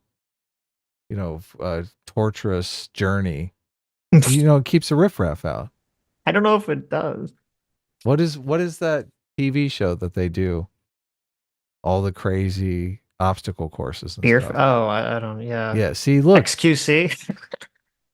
It's like a American Ninja American Warrior. Gladiator. Yeah, American Ninja Warrior. Yeah, Look, that was Tim's idea. Have American Ninja Warrior on the border. I do think that's a good idea. I'm going to be honest with you. Right. Tim, look, I disagree with Tim on a lot, but that's a great idea. He's like that. Look, and not only that, when they get here, it's like you tell them, look, you're going to assimilate. Like they've gone through this huge torturous ordeal. They're like more open to that. Where if you just make everything comfortable for them, they're like, I don't feel like assimilating. How about no? Right.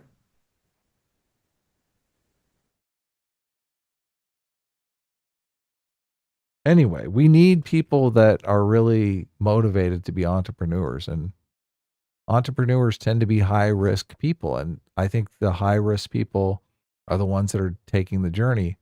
This is the world is kind of set up.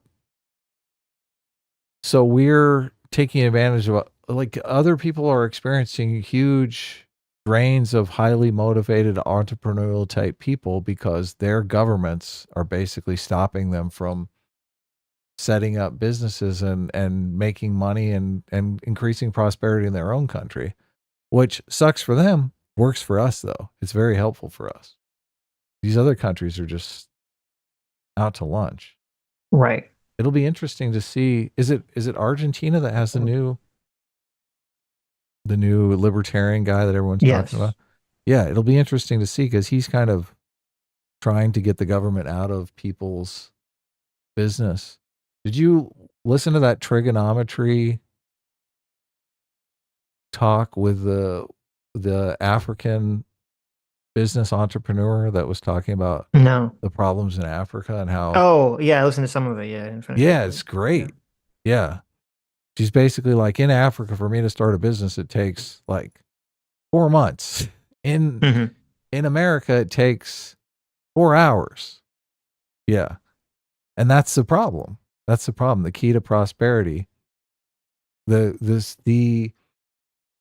solution for poverty is prosperity. And the way to make prosperity is to let people start businesses and be entrepreneurial. Get the socialists out of the way. In all these countries, though, they have these bureaucrats that are there. In order for people to stay in power, one of the perks that they give to the people that keep them in power is all of these cushy jobs. And those cushy jobs are basically manufactured out of nothing. They're like, you have to make sure that employers hire the right people. That's your job. It's like, so in order for them to stay in power, they basically stifle any entrepreneurial spirit in everyone in the country. And that's why their nations turn into shitholes. Are we allowed to say that? I feel like, I do feel like there's shit. Like, why are people streaming out of the country if it's not a shithole country? Right? Right. Yeah. Okay. So another thing regarding this that's coming up is Biden. Biden's saying, like, I need the authority from Congress to shut down the border, and Congress saying that the president already has that authority, right? It's kind of this, everyone's pointing fingers, no one wants to take responsibility. So this bill seeks to codify that. On page 2, it starts on page 218. It says emergency suspension of authority. It says if the president finds that it is in the national interest to temporarily suspend the border emergency authority, the president may direct the secretary to suspend use of the border emergency authority on an emergency basis.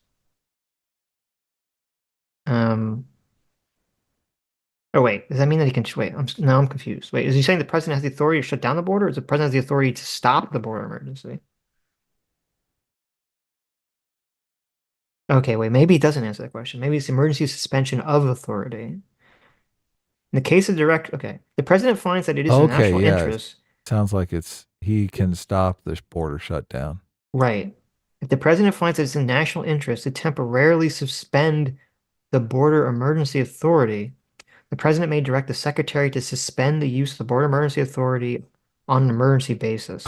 In the case of a direction from the president under subparagraph A, the secretary shall suspend the border emergency authority for not more than 45 calendar days within a calendar year, notwithstanding any other limitations, blah, blah, blah. That's hilarious.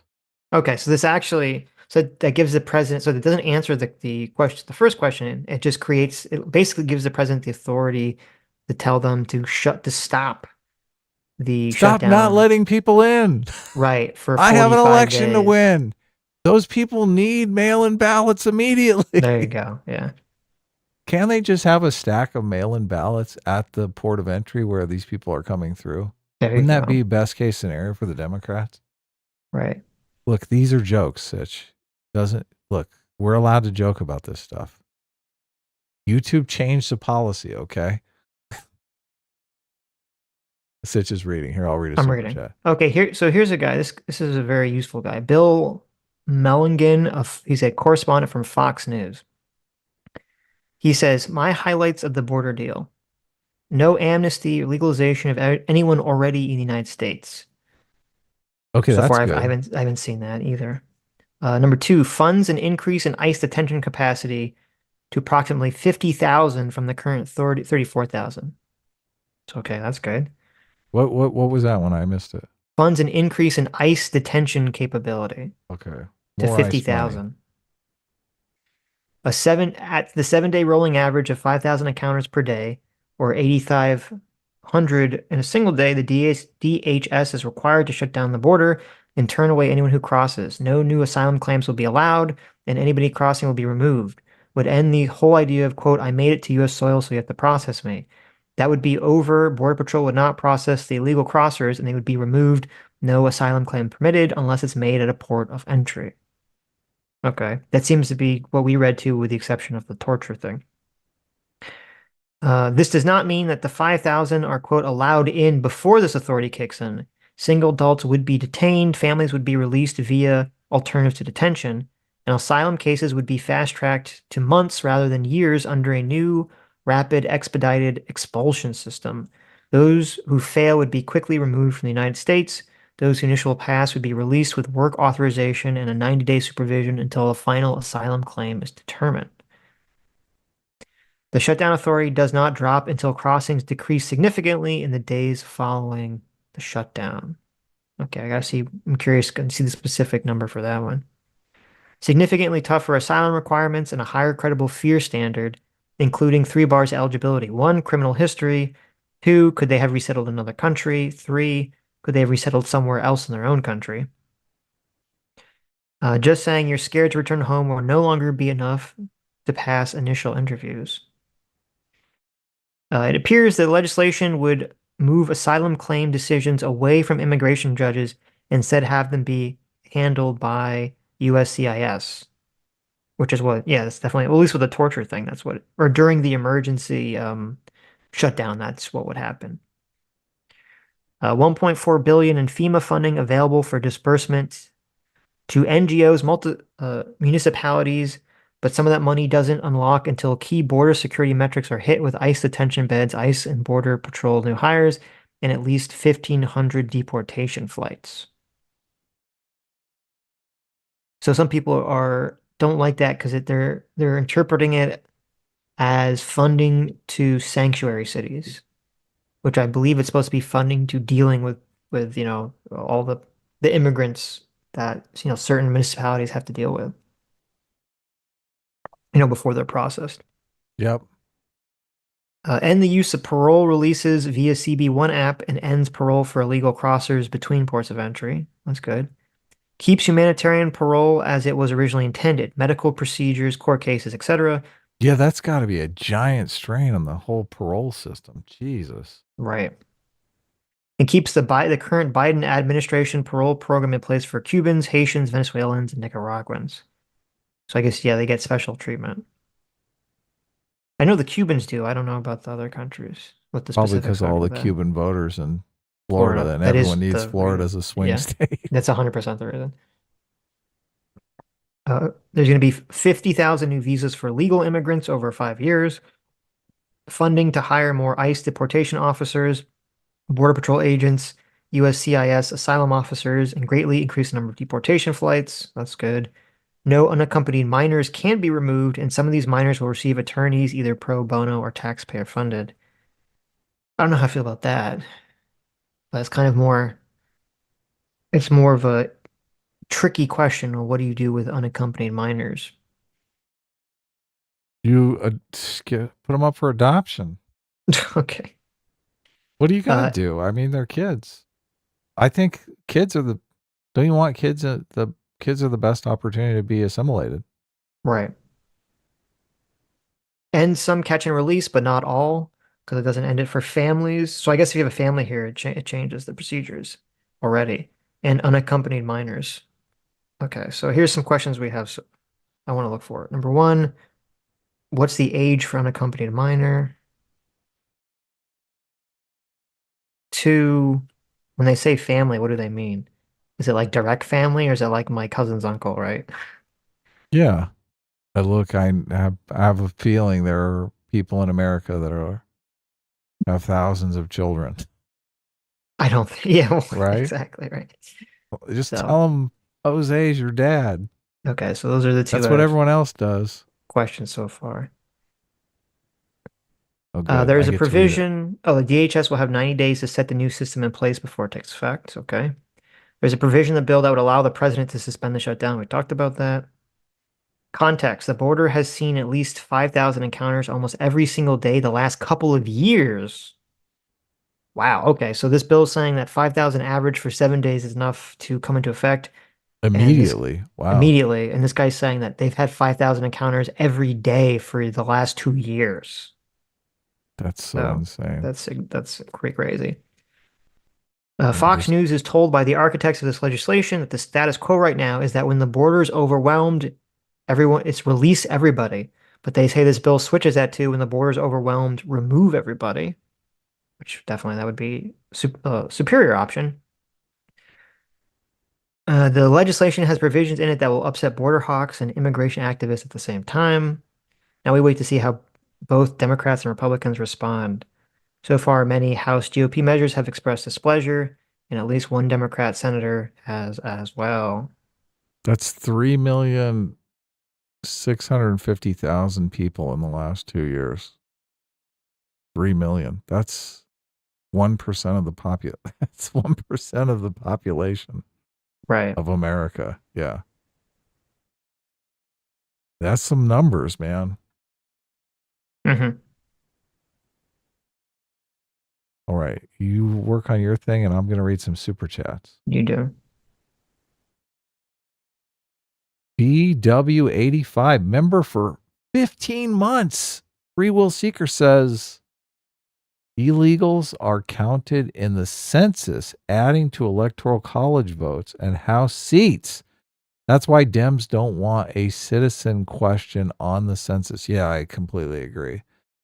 And yeah, they do. They give these states that have they have a higher population because they have a huge amount of illegal immigration. Those people can't necessarily vote, but it makes their state more powerful in DC, and it makes the people who can vote worth more because they have more power in DC in that vote. They have less competition at the polls when they do vote. Jay, for $20, says Arizona's election procedure manual, page 3, permits individuals whose citizenship cannot be verified to register as a federal-only voter. That's one way illegals can vote, at least in the state. Arizona's Election Procedure Manual, page 3, permits individuals whose citizenship cannot be verified to register as a federal-only voter. Wow. Pretty crazy. That's the only way illegals... So that's Arizona's a giant swing state, Is too. that in place, right? I thought that was being discussed. Is that actually passed yet? I have no idea. Look, it's just a super chat. But thanks, Jay. Right. Well, I guess we'll look into that. Because I mean, I think that's pretty crazy. That's the case. Yeah. Rosie McRose for $1.99 says, you should talk to Michael Moynihan sometime. Okay. Look, I'll check that out. Who's Michael Moynihan? Michael Moynihan. Yeah, look, he doesn't seem too giant. The Fifth Column podcast. Ex-Vice on HBO. Ex-Daily Beast. Sure, I'll check it. I'll check into it. Yeah. Daniel Senike. Daniel Senike is a member for 9 months. Thank you so much. As says, so could a Chinese or Russian fly to Mexico, go online and say Vlad and Xi are gay for each other, then walk into the USA and get asylum in the States? Because, so I don't think that would be considered. My understanding is it says that they have to either have experienced torture or have a credible threat of experiencing torture. So, like, they'd have to have the Russian government come to their house and torture them first, or say that we're going to torture you, and then they run away to America first. Right. That'd be my understanding. You can't just post a meme and then fly on a plane. I don't think that would be. It is an interesting play, though. Right. I like it though. That's a good idea. It's funny. I don't think Xi. Look, I tried to do some pictures on Midjourney of Xi, and it wouldn't even let me put his name in. That's really? Thin-skinned President Xi is. Yeah. That's shocking. Yeah. So look, I like the creativity there. Forrest for $2 says, does it only allow deportations within 14-day window? Yeah, I didn't. I wasn't clear on that. That's a good question. Rex Vectum is a 6-month member, says only thick Latina trad wives allowed to enter, escorted by the U.S. military. I like it. Yeah, that is the plan. Look, that's the bill that Sitch and Adam would produce if we were in if we were sitting congressmen. We'd be like, listen, AOC, we want to work with you on a bill. Mm-hmm. How do you feel about letting big booty Latina trad wives? They should be, okay, so you know how there's like an exemption for torture? Yes. There should be an exemption based on like hotness, right? Yeah, of course. Right. So if you're a woman and you reach a certain level of hotness, you should get automatic exception in the process, right? Yeah, they need a special website where you submit nudes. I'm just kidding. Look, I couldn't resist. I was going to say photos, but then nudes slipped out. Okay. Terrible. I couldn't help myself. Oh, I'm such a bad person. Damn it. Can't believe you. Yes. Okay. No nudes. Just a nice wholesome picture. No cleavage. Just a nice, very conservative, business conservative top. Yes. Philip Coggins for $20. Woo! Says, I don't think it mentions amnesty. It just codifies what is currently happening on the border right now and limits the amount of days this emergency power can be in place. It allows 1.8 million in a year. Yeah, that's close to the numbers I Well, how does it calculated. How do you get where's the 1.8 million number come from? 5,000 a day. I Yeah, just but did the no, wait, wait, math wait, on wait. It's I it's I not did saying that once 5,000 people are granted asylum answers. It just says once 5,000 people have been recorded showing up at the border and applying for asylum that this takes effect. Those 5,000 people could all be denied. right. So I guess the way the number is being calculated is you're saying, okay, 5,000 times seven, and then you're going to say 1,400 times, the rest of the Just days of the 5,000 year. times 365. 5,000 a day, 365 days a year is the 1.8 million number that he's talking about. Right, but that number doesn't mean that those people, like when it says 1,400 people will be processed, it's not saying that they'll be processed and admitted. It's just saying they'll Well, be processed under the current and someone will look at it and make a determination about whether to throw them out or not.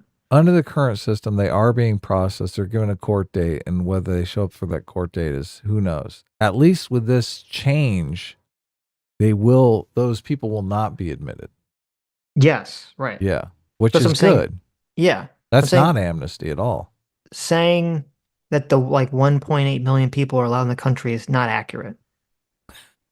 It's saying that 1.8 million people will be processed that show up will be processed to some extent, and then a determination will be made to throw them out or not. Yeah, they'll be sent back. Right. Right now, it's just everyone shows up. The system says you're going to have a court date in 2 to 10 years or whatever. Please show up in 2 to 10 years. Here you go, wander around the US until that time occurs, right? Which is Yeah, here's obviously your free phone. ridiculous. What's it say about the free phone thing? Are It we doesn't stopped mention giving the them free free phone. phones? It doesn't mention the free phone. Look, we need to overturn that free phone thing badly. Right. Fondue for $5 says 6 minutes behind, but Adam, the men will just transition when claiming asylum. I hate you, Fondue. How that's exactly what they're gonna That's do. hilarious. They know this, they know how the Democrats work. They up their oppression score and they get in immediately. There you go. Look, They'll it's have listen. illegal. They'll It's have illegal to transition. transition in my country. They'll have transition clinics on each side of the border. Okay, you can go from being a woman, you get in, then you change back into being a man. But that's why you have to have the hotness requirements that you have to meet. Okay. Yeah, look, we're about instituting a whole new hotness rule. So Right. look, we'll get Don't worry, it'll all be worked out. the Secretary of Homeland Security will become the Secretary of Hotland Security. Right? We gotta keep our attractiveness numbers up. I agree. That's a good idea. Eric Dido sends 10 Canadian and it's his 5th super chats. Thank you. Says, do Canadians showing up at the northern border affect the count? No, they don't. It's only the southern border. Right. You're free to come in, Eric. We'll no, see if a Canadian shows up at the southern border, that does count. So there you go. Yeah.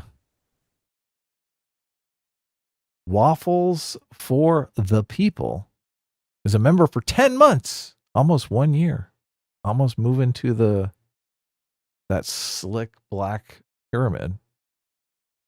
Says amnesty has never meant citizenship. It forbids prosecution or punishment for a crime or possible crime. In this case, crossing the border illegally. Yes, I agree. It's forgiving them for crossing the border illegally. Well, wait a minute. In this country, have they ever just in modern history just arrested people and thrown them in jail for crossing the border illegally? No, it's a civil crime. It's not even a criminal. It's not? Criminal. Are you sure about that? That's what Pisco was saying on. Oh, interesting. Okay. Yeah. Well, then it's a civil case. Interesting. Yeah. Well, so then, I mean, if that's the case, then saying that the bill has anything to do with amnesty, it doesn't, because it's not changing anything about that. Well, I mean, you can give anyone amnesty talk for about that. Look, if you're forgiving a civil case, I mean, that's still amnesty, right? by definition. Sure, but we understand when people on Twitter are saying this is an amnesty bill. That's not what they're talking about. Of course, they mean look, they get to stay in America and vote, right? It means granting them citizenship. That's the way that people are saying on Twitter. They're talking about granting citizenship, right? They don't mean or allowing, or even if you don't like the citizenship thing, it's people are talking about it like as if it's allowing a bunch of people to just live in the United States, regardless of whether they're citizens or not, which is not what the bill says. And I don't see where they're drawing that from. Artemis Fowl for $20. Wow. That's and gives another $10 afterwards. Says, so all the border restrictions and limits. So all the border restrictions and limits the bill lists out can be overridden by Joe Biden, who is the same person who has torn down every Trump era policy he could and allowed as many people in as he deems fit. And for another $10. 45 days. For 45 days that he would have the ability to do that, yeah. And for another $10, Artemis Fowl says, Democrats get everything they want in the bill, and Biden can ignore and override every limit inside it. Not only that, it limits lawsuits to the D.C. Circuit Court, which is biased. Poison pill garbage. So look, thank you for the $30. It seems like Artemis is flatly against this bill. Right. This bill is poison pill garbage. Yeah. What do you think? I don't know, my internet keeps cutting out. What is your response? But so I mean, I kind of like the bill a little bit. I mean, obviously, I think we need to do something. Like if you don't pass the bill, Artemis, the situation right now is 1.8 million. Oh my God. What happened? Wormy just totally fucked everything up. But anyway. No. I don't know. Okay. Well, do you want me to respond while you deal with Wormy? Yeah, go ahead. Okay.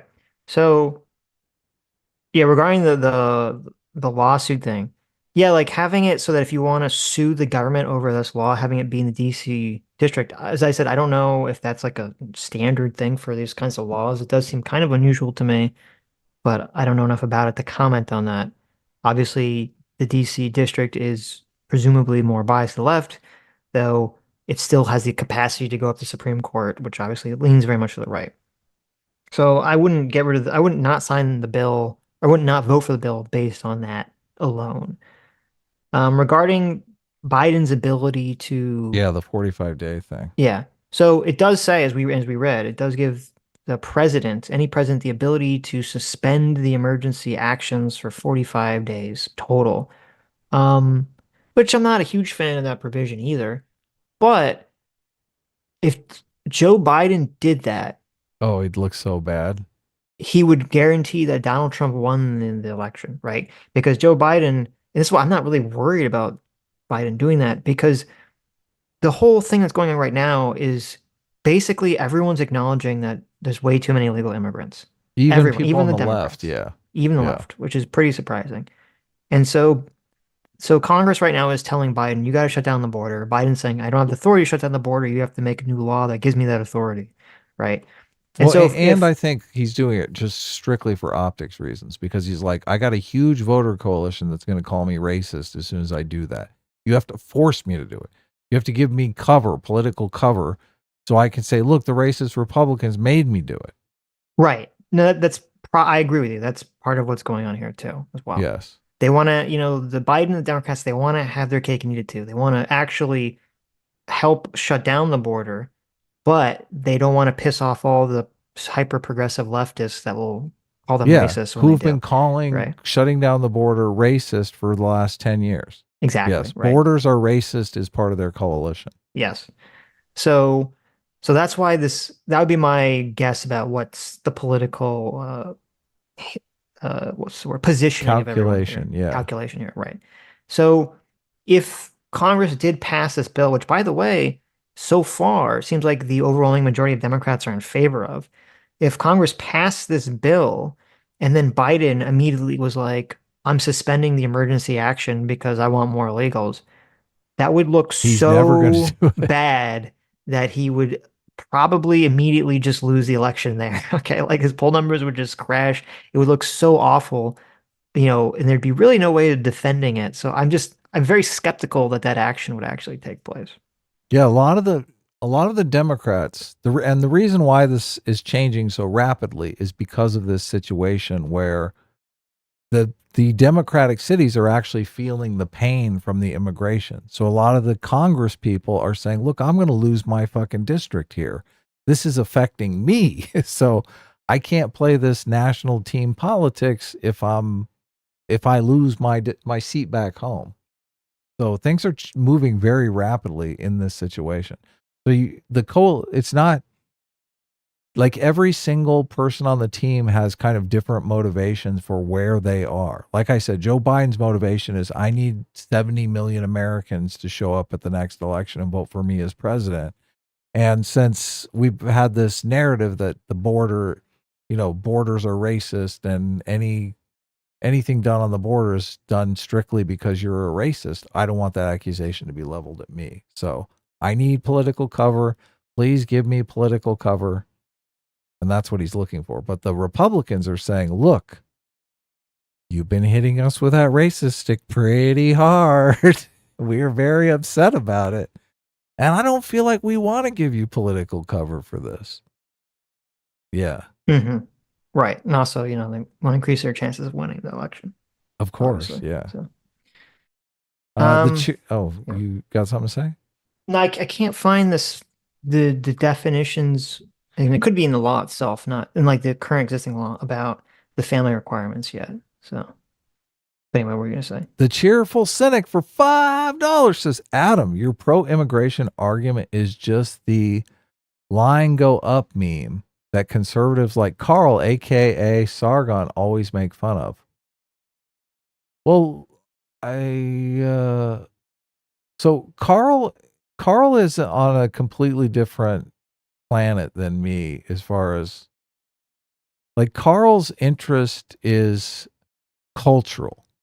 He wants to establish a nation where everybody does the same thing and lives the same lifestyle for millions of years, literally generations.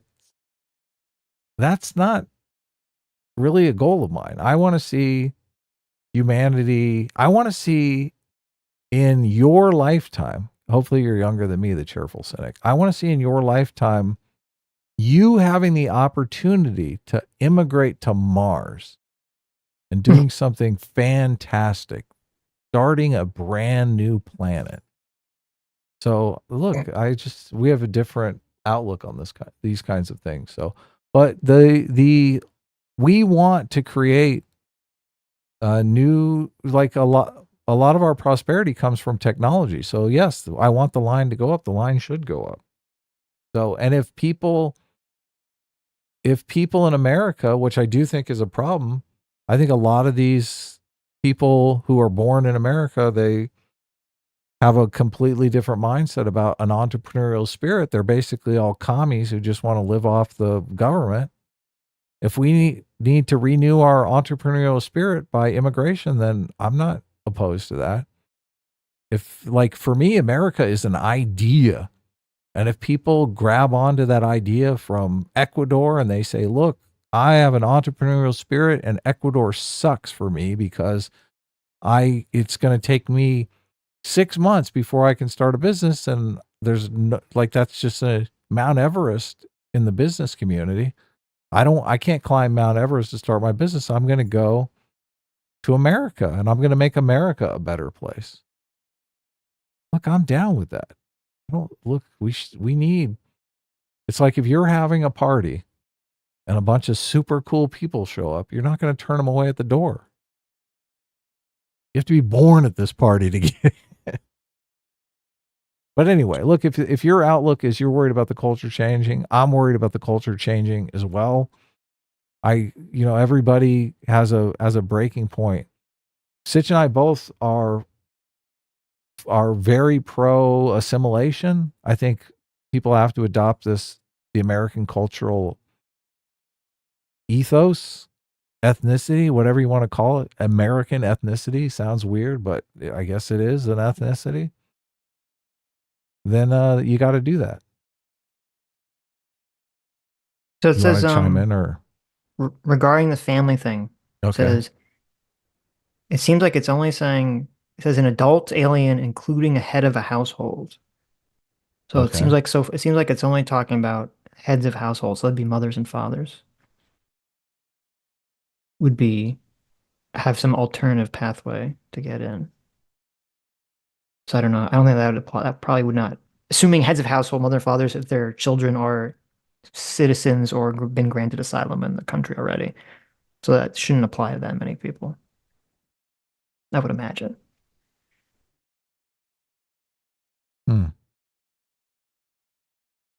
Fondue for $10 says, back up to speed. So glad to see you guys doing this. I remember doing research like this to know what political creators to trust and trimmed a lot of channels as a result. Well, that's interesting, Fondue, because Sitch and I mean, we didn't know. I mean, we kind of just decided to do this on the fly. Half an hour before we did it. Yeah. So look, that's great feedback. Thank you so much. I guess it does. I guess if I did see somebody doing a stream like this, if they're doing produced content and you're not seeing their process of research, and as soon as you see their process, you're like, oh my God, this person's a fucking idiot. That would make me think, why am I listening to their polished content? It's all propaganda. They don't know what they're doing.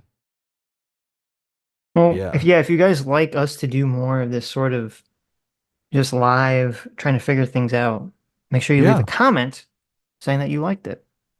We're scheduled to stream tomorrow. Maybe we'll do something like this. Well, actually, we're supposed to talk to Dev tomorrow, but maybe we'll stream again on Thursday or Wednesday, rather. Yeah. Yeah, if there's some other, because there's almost like, not every day, but there's almost every day like these controversies that come up, about someone doing something or a law saying something. And, it's always like, oh, is that true? Is that actually true what everyone's talking about? Well, and I can lay out my spiel at the beginning of each stream where I'm saying, because I do think this is where we can add value as far as YouTube goes. Because I think there are a lot of people who are not partisan, who are like, they don't really have any place to turn because the way to make money and to get rich on YouTube is to be partisan. So a lot of people don't want to fill this space because like it's a limited amount of money you can make. They want to be Tim Pool. They want to be a fucking bazillionaire, right? So they just turn to the partisan stuff and you don't really know if you're getting the truth or not. I mean, you are getting truth occasionally, but it's based more around partisan politics and actually, they don't split issues up. Right. Causing trouble. He jumped on my keyboard and like maximized the window. I think it's like F11 or something. Yeah. That's very funny. What? The Real Holzinator for $5 says amnesty means that you're not crucifying them as a warning to everyone else. Okay. That's true. I do like that definition. That's true. You know what? Yeah. That's a good point. Republicans should vote against this bill unless they say, okay, here's how it works. You apply for asylum on the border, right? And we're going to make a determination then and there whether it's credible, whether you have a credible threat or fear. And if you do, you immediately get citizenship granted to you on the spot, right? That's it. No other procedure. But if we find out that we don't think that you should get citizenship and you don't actually are not being persecuted, then we will crucify you on the border. And we're going to leave up a trail of crucifixions to ward off people making false claims. There you go. That should be the Republican position for the bill. Yeah, that's you don't like that good. One? No, I do. Yeah, okay, no, of course. That's perfect. Yes. Look, I'm the hang 'em high guy. It's so it's funny too. So I think. today, Oh, go yeah. ahead. Oh, what were Go you gonna ahead. say? Okay. So I tweeted out yesterday. I said, why the border wall is mostly useless under our current system. Okay. And I kind of explained that if you have the border, like having a border wall under our current system doesn't matter because if the way the system works is you just show up, like once you like touch US soil, you just touch US soil and say, Yeah, oh, I'm you're in the looking for special your zone. agent. What? Yeah, you're looking for your border agent. They're not Right. trying to like sneak in. Exactly. Like the whole point of the border wall is to prevent people from sneaking in and then trying to like just go into the cities, Hide. right? And Yeah. just hide, right? But no one's not no one, but most people are not doing that. They're showing up on US soil and then they're trying to say, where's the US official that I can go talk to apply for asylum and be caught and released, right? That's what like 99% of these people are doing. And so my tweet was explaining that like until you get rid of this ability for people to apply for asylum on the border wall doesn't actually accomplish anything, really. And so okay, so I tweeted that out. So for some reason, our good friend Dave the Distributus Oh no. decided to quote tweet me and lie, saying that the reason I was tweeting this was because I don't want the system changed at all, and I just want it continue to be a broken system. That guy is so fucking bad faith, man. This is Yeah. why I blocked Dave. And you guys who listen to both of us understand how bad fucking faith that is. Like Yes. Dave the Distributus doesn't listen to any of our content. Right. He doesn't interact with any of our positions. The reason we stopped streaming with him is because he can't stop fucking straw manning us. Yep. But also, he can't answer a question directly because Yeah, dishonest person. So, right. So, but anyway, so then I responded to him in several places, and I said, my stated public position is that the U.S. needs to end the ability for people to apply for asylum in America, and they should be yeah. deported back to their country. Your tweet is a lie, right? Yes. So, Good. right. So you would think, if Dave the Distributus was a person of moral character, as he claims to be a religious person, I believe, he would say, "Oh, okay, well, my mistake," and he would delete the tweet, right? But no, Yeah. of course, Dave doesn't do that because he's a person of low moral character, who's a piece of shit, and he just continues to lie.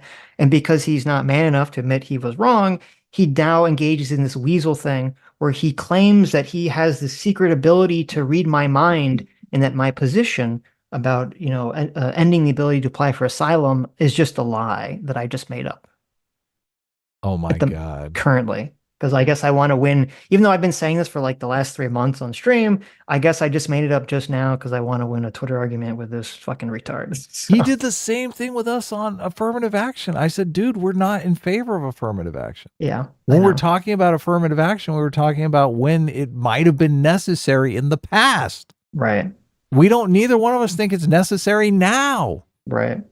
But no, since you don't agree that we should tear down the entire federal government. Yeah, I know. So I'm just saying. So anyone who it's just so ridiculous to me that Dave is such a weak person of such low moral character that not only is he lying about me, but now when I explain my position, which shows that he's bullshitting, instead of just admitting it, he just claims that he has the ability to read my thoughts and know that I'm just, not being truthful about my stated position that's been in my stated position on stream for months before I ever had a conversation with Dave about this shit. So, there you go. Nice guy. Look, we're in favor of the hot trad wife immigration There you policy. go. There you go. Dave should be support that. I don't know. Look, it's so weird. Did you see Spoon made a video about us? Actually, it was more targeted at me than you. But Spoon? Like yeah. like the guy that streams with Aiden? Yeah. No, about what? It was about, I can't even remember. I barely listened to it. I just was in the comments. I typed lol in the comments and he pinned it. Literally LOL. What was but you didn't even look at what it was about? I mean, he just basically is like, oh, Americans Oh, okay. so obnoxious. No, I didn't. I mean, that's fair, I Lucifer guess. the Doberman sent it to me. Yeah. Oh, really? Okay, interesting. I was arguing in the comments more than I actually listened to the video. Mm-hmm. Fuck, I can't remember. Look, maybe I'll take a look. I'll see if I can find it now. But look, I have a bunch of super chats. I found it. Oh, did you? Yeah. Did you find it? Nice. Should I read the title? Yeah. What's the title say? Adam Friended's LOL take on self-determination. Oh yeah. Because this was my tweet on Ukraine. Oh, it's about Ukraine again. Oh, Obviously. of course, Yeah. it's about Ukraine. Okay, gotcha. I was like, when did we talk about? I was like, we never talked about that on stream. Oh, it was the tweet. Okay. We were arguing in the comments about, because I tweeted out that Temple should stop saying that people who support funding the Ukraine war are pro-war. Pro-war. Right, yeah, exactly. Gotcha. Because everybody supports defensive war. And it's not fair to call people who support defensive war but are against wars of conquest, like everybody is, pro-war. Because when you say someone's pro-war, you're saying they support any war. Categorically, they're pro whatever war you want to do, right? Right. There's a distinction there that they're ignoring. In the same way that the woke people want to redefine racism. So, just if you have a bank account, you're a racist, right? Mm-hmm. Like totally stupid word games. Right. Yeah. So he made a video about this, and look, I don't really think he made any good arguments in the video. I argued with him a little bit in the comments section because he was saying, look, from Putin's perspective, it is a defensive war. And I'm like, duh. That's the fucking argument I'm making, you dipshit. Mm-hmm. Look, this is why Putin frames it as a defensive war. This is why everyone talks about NATO. He has to defend himself from NATO because everyone is in favor of defensive war. And he wants you to support his war of conquest as a defensive war. So dumb. It's so dumb. But anyway. You look, you're in favor of self-defense, right? Look, it just sounds stupid. Well, it's one of those things. You sound like an idiot if you say, "Look, I'm against a defensive war." What a dumbass. Well, yeah, I mean, there's an argument you can make about like whether you want to support another country's defensive war, but I agree with you that doesn't make sense to say, well, that's being pro-war. It's like, because generally when you say pro-war, the implication is you're pro-warmongering. You're pro-warmongering, you're pro-offensive wars. And that's why he's saying it's war. Right. That's why he's saying it's pro-war, because there's a connotation applied to that we all understand, which generally people don't associate with someone defending their borders from an aggressor. Right. So look, and I said, because I was arguing with people on Twitter back and forth on this, and I was like, look, if you are like, I don't want my tax dollars spent for someone else's defense, that's fine. I'm like, just own that position. Right. But people generally don't want to do it because it sounds super cucked to say, look, I'm not in favor of self-defense. I'm selfish. I want to spend my money on myself. Right.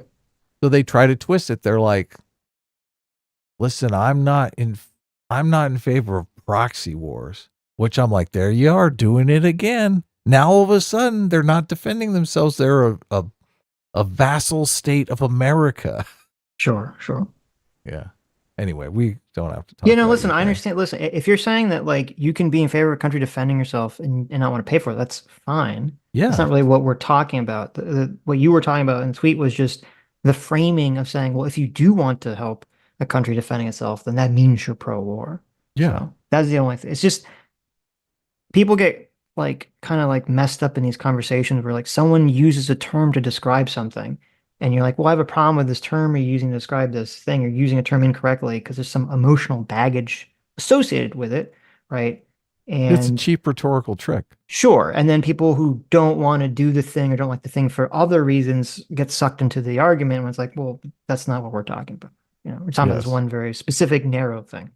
Yeah, which is what I continue to say over and over again. Right. Look, I'm just saying there's this cheap rhetorical trick that people are playing, and I don't like it.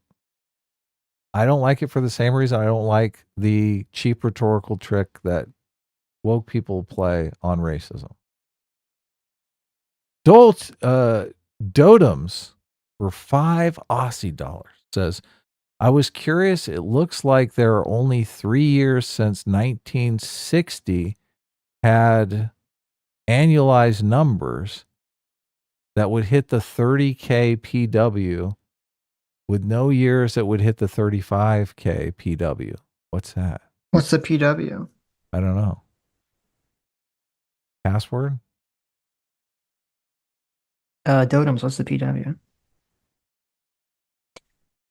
Gene the Angry Penguin for $5 says, just remember, read this as if you were the Biden administration's interpretation of any of the language in the law. Well, I mean, that's true, but that's going to be true of any law, right? So, yeah. Ocracy for $10 says, I need someone to explain to me how this bill isn't, quote, Republicans give me my Ukraine funding or I'll keep shitting on my re-election chances. Shocking Republicans are saying, okay. Well, that is kind of a funny way to summarize the bill. I don't necessarily disagree with that framing of it. That could be apt. But if I recall, I could be wrong, but if I recall correctly, I thought that when this bill was first being contemplated many, many months ago, I thought it was the Republicans who were the ones demanding that they would not give additional funding to Ukraine unless border security was tied into it. Am I misremembering that? Was it not Republicans who were the ones that initially wanted to tie the two things together? I have no idea, but that is a case of them giving them what they want and them saying, "Oh, I changed my mind."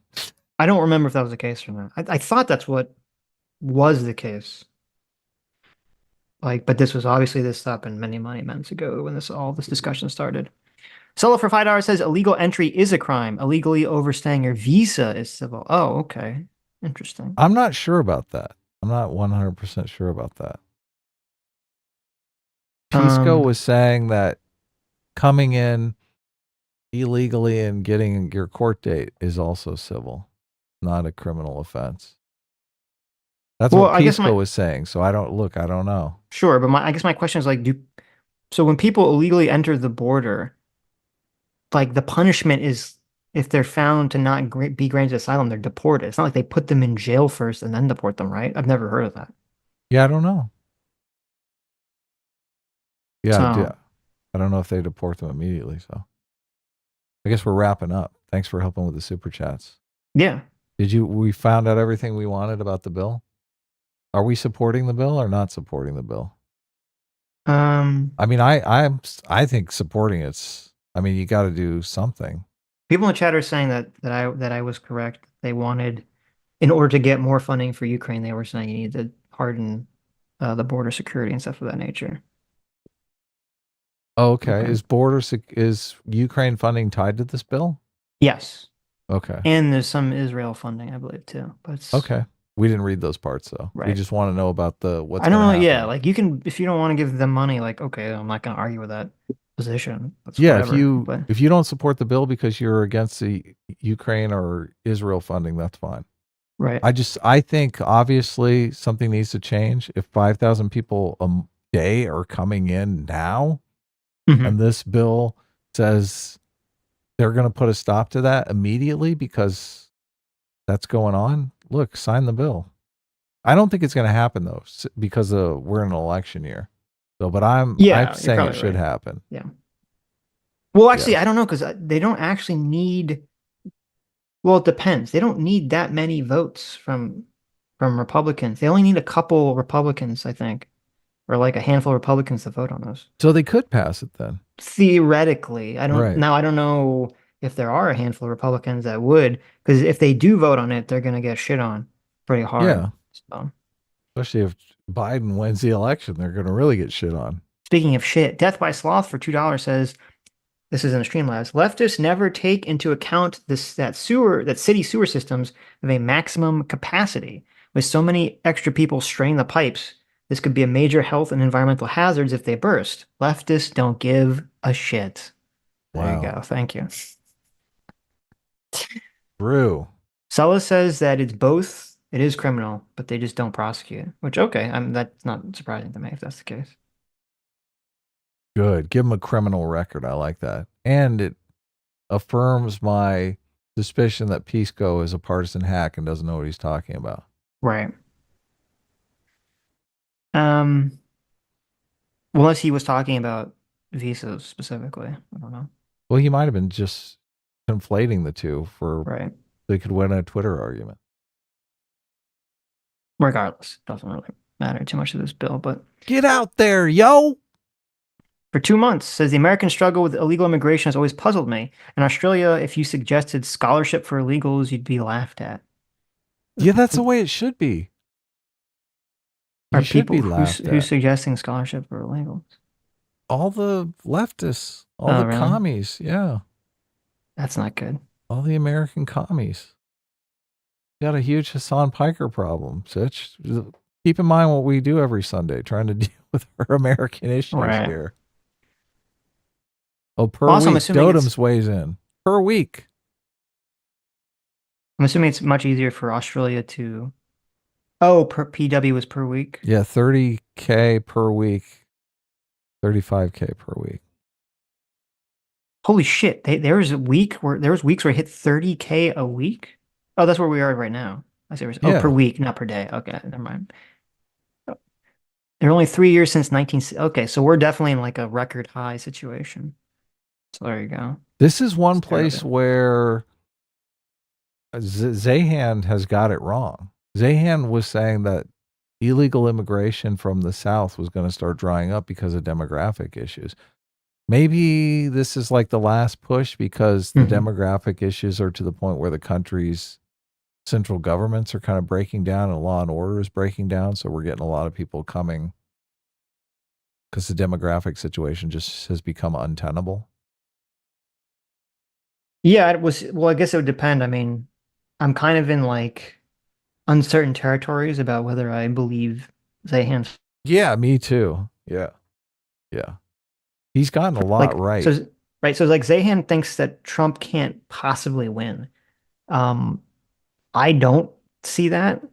But if that prediction turns out to be true, then I would give a lot more credence to his predictions going forward. He is, I mean. But if it's not true, then obviously I'm not going to trust him very well. So the stuff about pulling back as the world police doesn't seem like that's happening really with the Houthi situation and stuff. Seems like we're actively getting involved and wanting to get more involved. So, right. But I guess to be somewhat fair to him, but also to point out sort of a potential grift element. Not that I think he's grifting, it just could be just wrong. Is that when he makes these predictions, at least for the ones that I hear, because I haven't listened to him recently, he doesn't seem like he gives specific timetables for any of this shit, right? So when he's talking about like America pulling back and like from like policing the ocean, the trade seaways, and when he talks about like countries becoming more, moving away from international trade and becoming more self-sufficient. I mean, what is he talking about? Is he talking about a year? He's talking about like 20 years from now? Like, what is the time span that he's referring to in these predictions? 10 years. So yeah, 10 years? Because it's like it's kind of hard to he figure does that lay out out more stuff in his book, which I have read and is in a lot more detail. Because like when does he think immigration is going to dry up? Because if he said like in 2024 immigration is going to dry up, then you'd be like, okay, his prediction's way off. But if he's like 10 years from now, who knows? He talks specifically because of the demographics. I mean, it's all you can tell just from the numbers. And evidently recently his numbers were off like by I think might have been 2 million, it might have been 2 billion, which I mean is crazy, but it's China. In China they had overestimated the population by I think 2 million probably would be conservative, but it's a huge number. Yeah. So he's saying that the demographic outlook in China is even worse than predicted. And there's some speculation that they're trying to cover it up. That's why they're posting untrue numbers. Get out there, Yo says Australia has a standing and effective federal police force that can go around the country to enforce the law. That helps a lot. Well, I mean, we have that too, right? That's what the FBI is. Well, I guess when you say police force, I mean, I guess the FBI is not like a police force, right? So I guess maybe there's something, you're talking about something different, but. FBI is definitely a police force. Is it? Or is it something just Investigations. Different? Federal agents are law enforcement officers. I know, I understand that, but I don't know. Yeah, I don't know what the situation is in Australia when you talk about like a quote federal police force. I mean, I would imagine it's just much easier for Australia to maintain its borders because it's, you literally have to take a boat there. You can't walk there, That's right? gotta be help a lot. Like, Yeah. yeah, like it's, you don't really need a wall because you know exactly where people are going to come in, right? They're coming in at the ports. So, though I I'm assume there's curious. little boats somewhere that people are trying to get in from, but.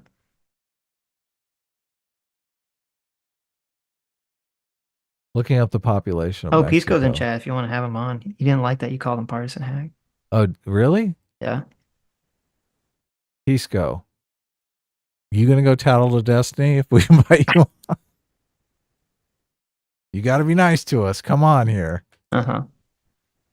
Did you see Destiny talk to Jordan Peterson? No, he did recently? Yeah. He Interesting. posted a picture on Twitter. Oh, it's not up yet. It's just the picture. Pisco, Pisco, I'm less likely to send you the link if you call us cowards, but I will send you the link. Just, right. For future reference. It's always silly to me when people say that you're a coward. I think he's saying it tongue in cheek. Yeah, totally. I usually I block people not because I'm afraid of them. I block them because they're annoying. Right. Yeah. So, but look, obviously we'd love to talk to you, Pisco. I'll send you the link. I'll send you a DM on Twitter. Right after I look up the population of Mexico. That's we use him. He's been on before. Yeah. Well, he's asked in the chat. So 126 million people in Mexico. Yeah, I was just curious, like how many people like us. That's a lot of people to take a boat, right? For Australia's borders. Yeah, obviously. Sure. Okay. Yeah, read some super chats. I will. Rex Vectin for $10 says that Arizona election manual thing is true, but it says a federal only voter is eligible to vote solely in races for federal offices in Arizona. The one I'm looking at in 2019. Oh, so you're saying like they only have the capacity to vote.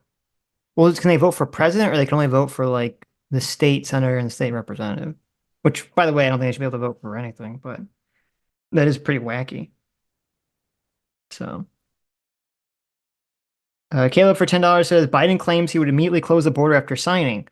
He clung onto Title 42 as long as he could, and the remain in Mexico was reliant on cooperation with Mexico, which we no longer have with that policy. Yeah, that was another thing I wanted. That's another thing I wanted to look up because I had heard that the only reason they got rid of remain in Mexico was because Mexico said they were going to stop doing it. I haven't researched that yet, but I've heard that claim. But I know that Biden has said he's going to close the border immediately if this bill is signed. So I'm saying I'm skeptical that he would use the provision that would allow him to override the Homeland Secretary in this regard. That'd be like political suicide at this point. I thought he was saying he was going to override that immediately. Biden was saying he would override that. No, he would close it immediately. That's like insane. What? No way. That he's clamoring for this bill. He wants this bill to essentially, to help his chances of getting reelected. So I'm telling you, and it's also he has cover. That's why, like, as soon as, like, I'm sure he's being very coy about it, but the Republicans know that's exactly what he's going to do. Sure. Yeah. Get out there, yo, for 3 Aussie bucks says in Australia, illegal entrants cannot claim asylum. Oh, that's great. Well, that's what we need, honestly. So that definitely would make things a lot easier. The link, I sent you the link on Twitter, Pisco. So refresh. Sometimes Twitter's like weird. Refresh your DMs for me. Dwight Baldwin for $10 says, I looked it up. Approximately 32,000 people in Arizona doing the federal only voting. That's crazy. 32,000 people in Arizona? Yeah, that's crazy. Oh man. That should be illegal. Right. Yeah, the federal government should step in on that. Artemis Fowl for $5 says, you do understand the Republicans just table the bill in the House. They don't need to vote on it at all to kill it. I guess that's a good point. Yes, I do realize that. Yeah. Right. But the point is you want some sort of political pressure so that they don't do that. Like if they do that, if they just table it, the public wants to know who to blame that the bill died. right? Yeah, I would be. I don't know what would be better for them to have a vote go and lose or to table it. I'm not sure which direction they would go with that. Hmm. Hmm, interesting. Guess we'll find out. Yes. So we're officially supporting the bill.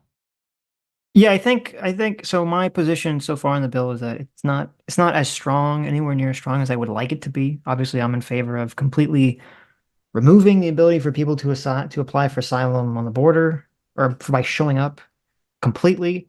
Um, but is that going to pass anytime soon? Probably not. I think you got to you got to be strong as possible when you're making these compromises and keep pushing for what you want, as opposed to just letting it get worse and worse and worse and worse and worse. Look at these. So, I'm watching these videos, and these videos are kind of terrifying. So and it's a strain on the public resources. on the Something has to border. be done. Yeah. Yeah, Oh, did there Pisco he come in? is. Hey, folks, how are you? What's Hey up, man? How you now, what's doing? up? Doing all right. Hope you Oh my, guys are doing Fucking well. I don't know. hat. Are you going to stay off camera or I'll leave my I can camera go on? on camera if you want. Do you want me on camera? Look, it's your call. Yeah. Of course. Whatever We're you want content How's to that? Is that all creators. right? Yeah. There he What's up, man? is. How you All right. doing? How we doing? Good, good. So the question was, Adam said that you said that people crossing the border into America is not a criminal offense, it's a civil No, offense. no, no. Never said that. Oh, Okay. Adam, Maybe I misread your tweet then. Yeah. what did you So I say? was very careful with that tweet. What I said was not all illegal immigrants are breaking the criminal law. Hmm. Okay. Okay. What does And that mean? so it is a crime to cross the border without inspection and admission. Hmm. Okay. That's absolutely a crime. And it's an even greater crime if you've been subject to a lawful order of removal. So if you cross the border after having been sent back, it's an even greater crime. So that is criminal. Okay. But not all forms of unlawful presence are criminal. So the paradigmatic example is, let's say that you overstay a visa, right? You were lawfully inspected, you were lawfully admitted, like let's assume there was no fraud when you applied for your other visa, right? And either your plans changed, so you never tried to overstay, like you never intended to overstay your visa, or there's not enough evidence to prove that. All I was saying was the unlawful presence by itself is not criminal. The immigration hearings and removal hearings that you have are not in front of a criminal judge. It's before an immigration magistrate, an immigration judge, and that is a civil process that's been long recognized in the history of our case law, which, for example, doesn't give the criminal procedural due process rights for individuals, respondents in removal proceedings. So it's a long recognized, Hmm. established precedent that immigration proceedings are civil. And what I was responding to was a tweet by, what's this guy's name? Tim Pool, that said, let's stop calling them illegal immigrants. Let's Hmm. instead call them what they are, criminal aliens. When the truth is, um, there are millions of illegal immigrants Hmm. who have not broken a single criminal law of the United States. Sure, but yeah, but so my understanding is, based on what you're saying, every person who does walk across the border from the south is breaking a crime. I mean, is committing a crime. And is Breaking breaking the the Crossing the law law. committing border, a criminal offense, right? yeah, so crossing the border without inspection and admission, which would be practically anybody who crosses the border. There might be Yes. some carve outs for like babies or people who can't make volitional acts or people Right. who are like being trafficked against their Sure, will. sure. Yeah. People So making the there are some decision. carve outs there, but for the most part, if you're intentionally, if you're of age and you're crossing the border on purpose, unless there's one of these circumstances where you're being forced or whatever, that's going to be a criminal violation for sure. But Right. it's been the well-established practice of the Department of Justice not to go after first-time border crossers, Hmm. especially when it's attended to a valid asylum claim, or at least a bona fide asylum claim, a facially valid asylum claim. It's not been the practice of the Department of Justice to pursue those cases. But even putting that aside, it is the case that some might even say a majority of illegal immigrants did not cross the border without inspection and admission. Sure. Sure. But I'm assuming, I mean, I think it'd be a fair assumption that when Tim and other people are talking about this, they're generally talking about people crossing the border from the South, not people I don't think that's a overstaying fair their assumption, visas. because I think people in this, and you can be very clear when you ask people, do Mhm. you think a visa overstayer, for example, someone who comes for one purpose and then overstays by years and then plans to stay in the country forever as their home, do you think that that person is an illegal immigrant? Yes or no? And the answer to that would be, of course, yes. They do think those people are illegal immigrants. If, for example, Well, wait, you, are they not? You're just of saying it's course a they are. civil. Okay, so I'm They're illegal confused. immigrants. Okay, then Unlawful what's doesn't mean right? criminal. That's what No, the no, key distinction, right? I get it. I'm just saying Yeah. that I think it is a fair assumption that if you asked him in person, you say, are you classifying people staying on a visa versus, coming across the border? Is that the same or is that different? I would imagine he'd say, I'm talking about the people coming across the border from the South. But it's clear that's not the case, because illegal immigration as a term applies to much more, and people use it for much. It's not just a semantic difference. It's a difference that entails vastly different procedural Right. rights and responsibilities in this country. So it's not just semantic, there's substance behind it. I But then understand. also, people, when they use the term illegal immigration, so say, for example, if someone who was unlawfully present here attacked that New York cop, right? Remember that story out of New York? Yeah. People would say, right, he overstayed a visa, illegal immigrant attacks cop. And the truth is, people use the term to apply to any individual they perceive to be violating the immigration laws for the purpose of residing permanently in the United States without authorization. And so if that term, illegal immigrant, is not even, there's a lot of substance behind the difference between civil and criminal. And if the term is being used in far greater circumstances than just border crossers, then I think it's a fair call to say, hey, you can't just say this, because what you're implying is a gross mischaracterization of the truth. And it matters because not all these people have the same rights as criminal defendants. Right. Okay, that's whatever. I mean, I don't really care about the distinction so much, but that's interesting to know. So, okay, so we're looking over the bill. How do you feel about this part? Is it normal for bills to have this section that says if you want to sue the government about this law, you have to sue them specifically in the District of DC? Is that like a It normal depends. thing?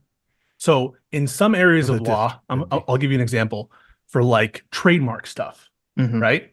Where it's really important to have non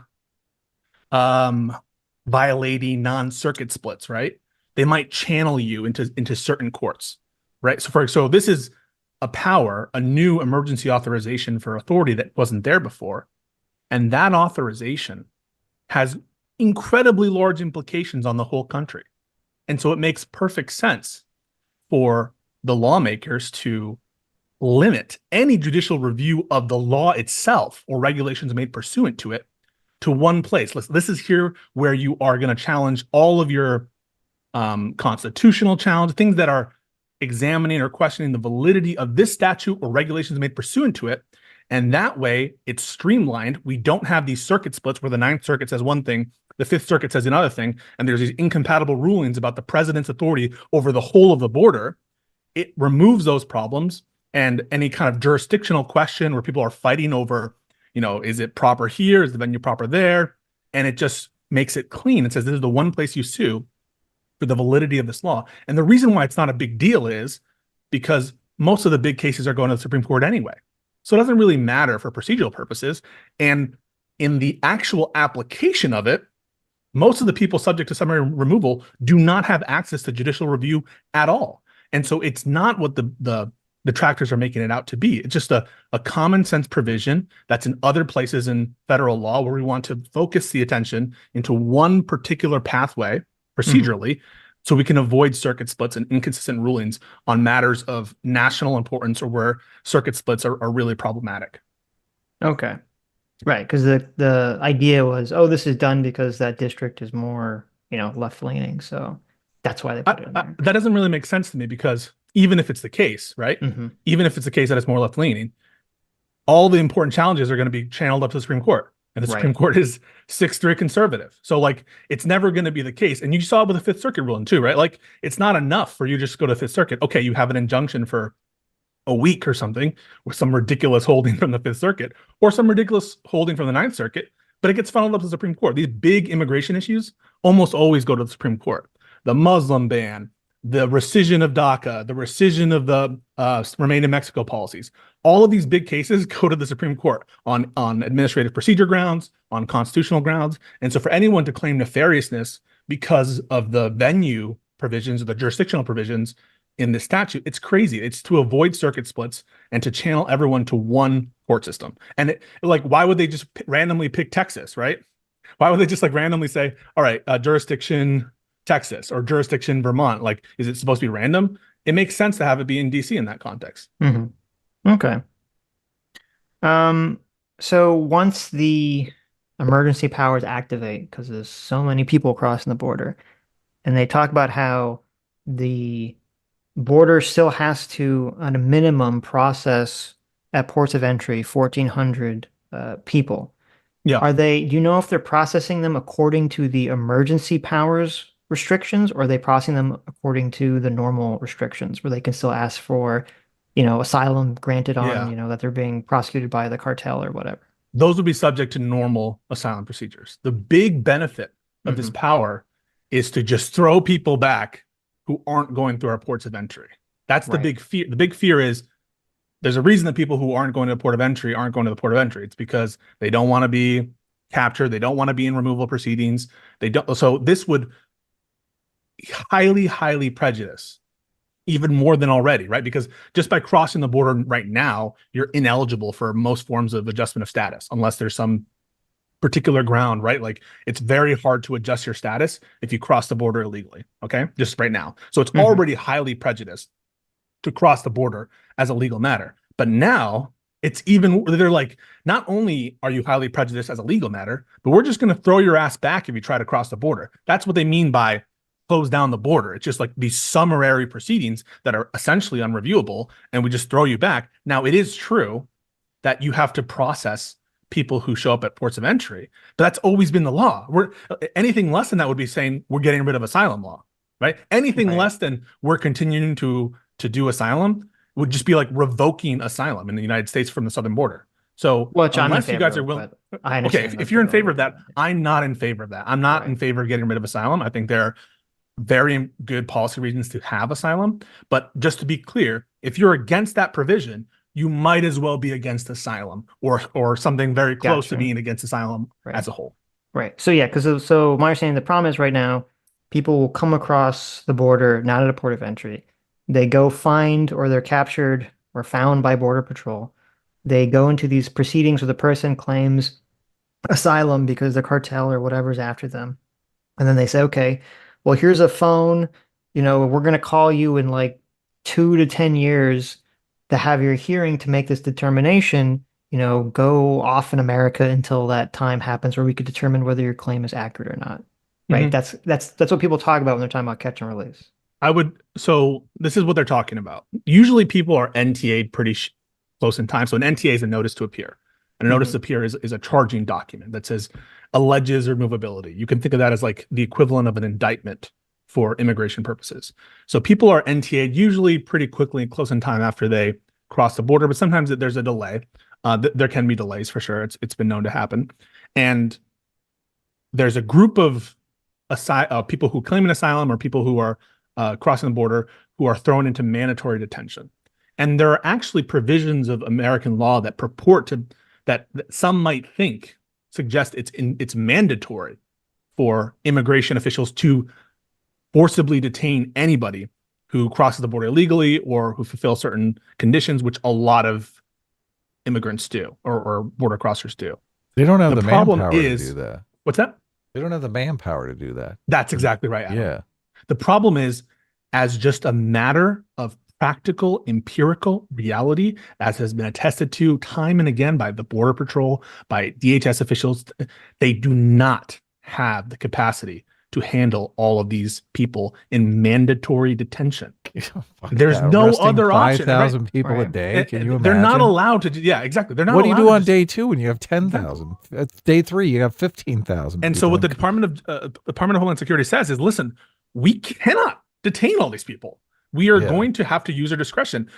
People who present a particularly big risk, people who have a criminal history, people who we know have been repeat offenders, people who have been subject to removal before. These are the kind of people that we're gonna, and most people, they have biometrics as soon as they come in, or they'll have a way to detect these people if they're captured, right?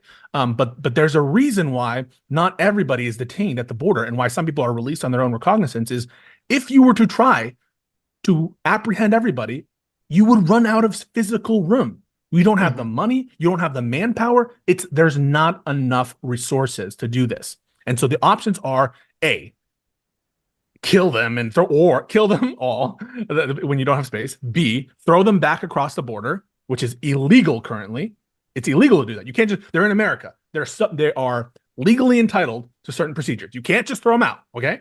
Under current law. But this law changes that. It makes it so you can throw them out. This law changes that. That's why we like the law, though. Well, that's why Langford likes the law, and why this is a compromise. It's a compromise because currently, you see a bunch of DHS officers cutting down the wire. You're like, they're letting all these people into the country. How are they doing? No. Well, they're already in the country. They're already in the country. Once they're in the wire, and they have they're duty bound and law bound to apprehend these people, which means cutting down the wire and processing them because they're in America and they don't have the authority. It would be illegal, right, for them to throw them back across the border. And if you're against illegal immigration because it's illegal, because if you're sort of in favor of following the law, you should be against both illegal immigration and illegal throwing people back across the border. They're both illegal. Well, we don't have to put them in a trebuchet or anything. I mean, we can be nice about it. Like we can escort them back. If you want to put them back across the border, you need to enact new laws to give the authority for the government to do that. But obviously, if you want to give that authority, there's going to be limitations that you have to put in, right? If you're a citizen, this doesn't apply to you. If you're a green card holder, we think you've earned enough procedures that you don't just get to be thrown out willy-nilly. It sounds like you're against this bill. No, because this bill provides all those carve-outs. They provide the carve-outs for citizens, for green card holders, for unaccompanied minors. So you're in favor of this bill then? I'm in favor of this bill as a compromise. I'm in favor of this bill as a compromise because there are parts of it that I do not like, right? They've lowered the asylum. They've increased the threshold for everybody for asylum. They've increased it for everybody. And that to me strikes at the heart of our international agreements. I don't like it. I think that we should keep asylum where it is and just funnel more resources to prevent the illegal border crossings in the first place and channel people to the ports of entry. I don't like that, but they've done it. And as a compromise, I'm willing to say, okay, you give us some of this, we get some of that, right? And so I'm okay with this being a mix of stuff that I don't like and stuff that I do like. And this is a huge authority, right? The authority to just throw people back across the border. That's why the Border Patrol is in favor of this, right? The Border Patrol, who hates Biden, these people fucking hate the amount of hatred and animosity it is in their statement that they released, this union for Border Patrol people. It was so acrimonious, the first sentence against Biden, and essentially blame him for the border crisis. But they say, notwithstanding that, we still support this bill. And the reason is because it's a huge authority. It's a huge power that would be automatically invoked on day one, where they would just start throwing people back across the border. The charge that this is amnesty is pure delusion. Anyone who's saying that, you can't listen to them on this or anything. It's a lie. There is no amnesty provision in this bill or law. And for me to say that, it's not partisan hackery, counter to what Adam maybe was suggesting. I do think you're a bit more partisan than Sitch and I. If Republicans right now were saying this bill is a great compromise and we need to pass this bill, we're totally in favor of this bill, we're on board. I suspect, Pisco, you might be on the show right now saying this bill is a terrible nightmare and that we should not do. You can think we should definitely not pass this piece of shit that the Republicans. Well, come on, let's be. You can think that. Be good faith here. Okay, but there's some compromise stuff. Look, that I don't like. I suspect. Oh, come on. So the Republicans, for example, are pushing for compromise legislation on Section 230 and stuff like that, which I'm against. Even though there's Democrats who say, "Hey, we should take away the liability shield for some of these." That's in this bill? That's not in this bill. That's not in this bill. No. I'm just saying to the point that I'll just go along with any compromise initiated by Democrats versus and this, remember, you're locating this as a compromise with Democrats' hands all over this. but then explain Langford, explain Border Patrol, explain McConnell. I don't agree with anything McConnell passes, but the reason why this is so toxic is the definition of who is a Republican now is it MAGA? Is it Trump? And Trump defines who's in the circle or who's outside of the circle. See, here we go. So here's the partisan coming out. No, but it's just a matter of fact, right? Like Langford is a hardline conservative. But now on Twitter, if I were to cite Langford for you as here's an example of a Republican who's in favor of this proposal, you all would say he's a rhino, right? And so there's a tautology problem. Look, I don't call any Republicans rhinos. Look, I'm not a Republican. I'm not a conservative. We try to avoid being in those tribal camps so that we can look at things more neutrally, more clearly. So yeah, look, I think you're far more, that's why I'm saying you're more partisan than us. And that, like, I am curious your take on the politics of it, whether or not you think, I don't know if you were listening earlier when we were talking about how Republicans are probably not going to pass this just because they don't want to give a win to Joe Biden that could help him in the election. So it's completely a political play. It's too late at this point. I mean, it's sort of priced in because when the Border Patrol comes out and supports the bill, and a Border Patrol who is, everyone understands, and this is well established, they are not the friends of the Democrats. They are not friends of illegal immigrants. So you think they're going to force the Republicans' hands? I don't know if they're going to force them legislatively, but I do know that in terms of optics, saying that, like, listen, I tried to close the border and the House Republicans said no, that's a huge optical win. Like, I remember how we got here, right? Like, the Democrats weren't going to pass any border legislation whatsoever. It's only an optical win, though, if people believe that the bill is a good bill. And they might not believe that. They might think this is amnesty, a total giveaway to the Democrats. This is like a terrible bill. And then they're not going to perceive it that way. I think that there's some objective facts about this legislation. Now, you could be right that because, like, look at the Affordable Care Act. It was the case that it is now very popular, but at the time it was excoriated in the media and the opponents won. Look at the results in 2010. I hear you that the optics matter. Okay. But here there's a war of powerful forces against each other, which is people who cannot be, in my opinion, criticized as Democratic fans or immigration fans, and literally the Border Patrol, who is not in favor of immigration, are in support of this bill, right? Because they're essentially saying, please give us more power, give us more money. And so why would they say no, right? So, like, these are powerful conservative, I could say, interests that are now opposed to each other because Trump, for completely cynical reasons, is now aligning himself against the wishes of the boots on the ground defending our nation. Right? How can that be? How can Trump, who's so strong on the border, so he says, be against what the Border Patrol themselves are asking for? How can that be? If you believe Trump is for the border and you believe the Border Patrol is for the border, who knows better, Donald Trump or the Border Patrol? Well, look, it'll be interesting if we see if Border Patrol people are on Fox News saying we support this bill. That will be an interesting outcome. I imagine it's not going to. I don't think it's going to happen, though. I don't think it's going to matter.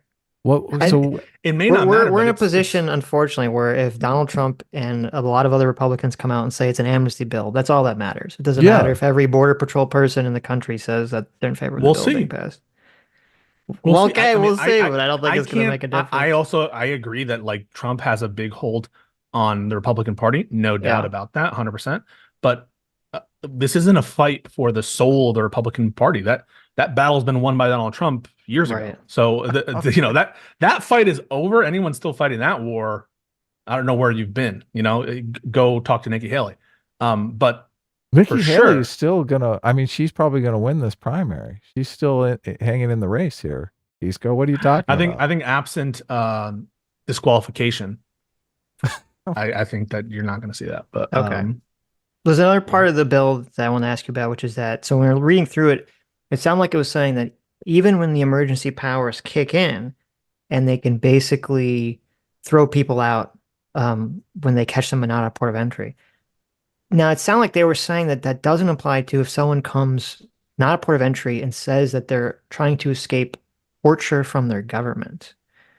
So there's an international So good. I know it's a treaty. So couldn't everyone just say that that's what they're running away from? Just change their story, and we'd have the exact same problem we have now. They could, but the standards are much higher to show a violation of the to show that you are eligible for relief under the Convention Against Torture. That's well established that it's a much higher, as opposed to persecution, which is more nebulous, it can be economic sometimes, let's say. It can be based on a particular social group. It can, there's a bunch of these things.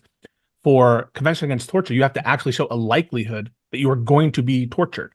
And that's going to be a hard thing to prove for most people. And again, the kind of proceedings that are being envisioned are like an officer, right? An executive officer reviews if you have a meritorious claim. There's very few. Is it going to move the needle for most of these things? No, because most of these people, the claim isn't going to even be facially accepted by these officers. And so as just a matter of practicality and what the procedures are in this bill, it's not going to move the needle very much because most people are not eligible for the Convention Against Torture. Right. It sounded like it was saying that people on the border would make the determination through an interview process, whether that claim was acceptable or not. And then possibly if they asked for it, a supervisor would look over it. Yeah, it's like a supervisor. It's like, hey, you have to ask for it both, right? So assume that you're an immigrant, don't speak the language. You have to know to ask for a review, or you have to know what you're doing. Well, I'm sure they coach these people. So I don't think that's too outside the but these are summary proceedings, right? This is summary. I understand. It's definitely better than what we have now. Yes. Okay, if you categorize that as better in terms of like we don't even look at it, that's the whole idea of this, guys, is that these are emergency powers. Right. No, I'm saying that this is not how usual things should go. Right. But I understand. I'm saying even if people could change their story to say, oh, I'm not fleeing the cartel, I'm fleeing my government torturing me. If that can be determined as opposed to doing the process that we do right now with a hearing that takes too long or whatever, as that can be determined by a guy giving a 10-minute interview and some supervisor rubber stamping it, that's a better system than we have currently. Well, right now you have to show a credible fear in order. This is for application of expedited removal under current law. There's an screening interview for asylum and withholding and Convention Against Torture for a credible hearing determination.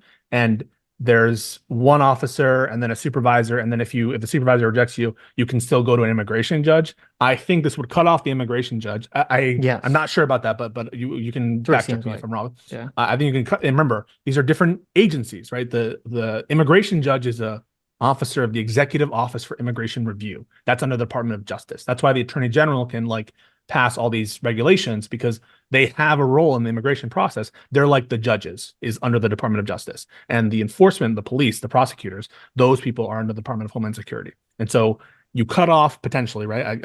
I'm not remembering right now if they do that, the immigration judge, and you get rid of asylum altogether for these people. You get rid of withholding even for these people, and you just put in Convention Against Torture, which is like the strongest international norm that we're signed on to in terms of immigration is the Convention Against Torture, and it's a high threshold to meet it, and the vast majority of people aren't going to meet that. Asylum is a significantly lower threshold than Convention Against Torture. Okay. I brought up an article from Fox News. Border Patrol Union endorses controversial Senate bill D. Yep. Yeah. Far better than the status quo. So yeah, it'll be interesting to see. But I'm with Sitch. I don't think they're going to pass the bill. I think they're going to frame the bill as amnesty and a big fat turd, and they're going to. But that's Orwellian. I mean, that is Orwellian. That's saying that. Welcome to politics. I don't know. Yeah, look. You can say it's par for the course, but that's the opposite of reality. What they're saying is this is a bill that the Border Patrol says is going to significantly slow illegal immigration, and you're saying it's an amnesty bill. That is insanity. That is Orwellian. And it shows you the level of outrage that the ex-conservative people have, where they're talking about primary and anyone who supports this. It's not based in policy.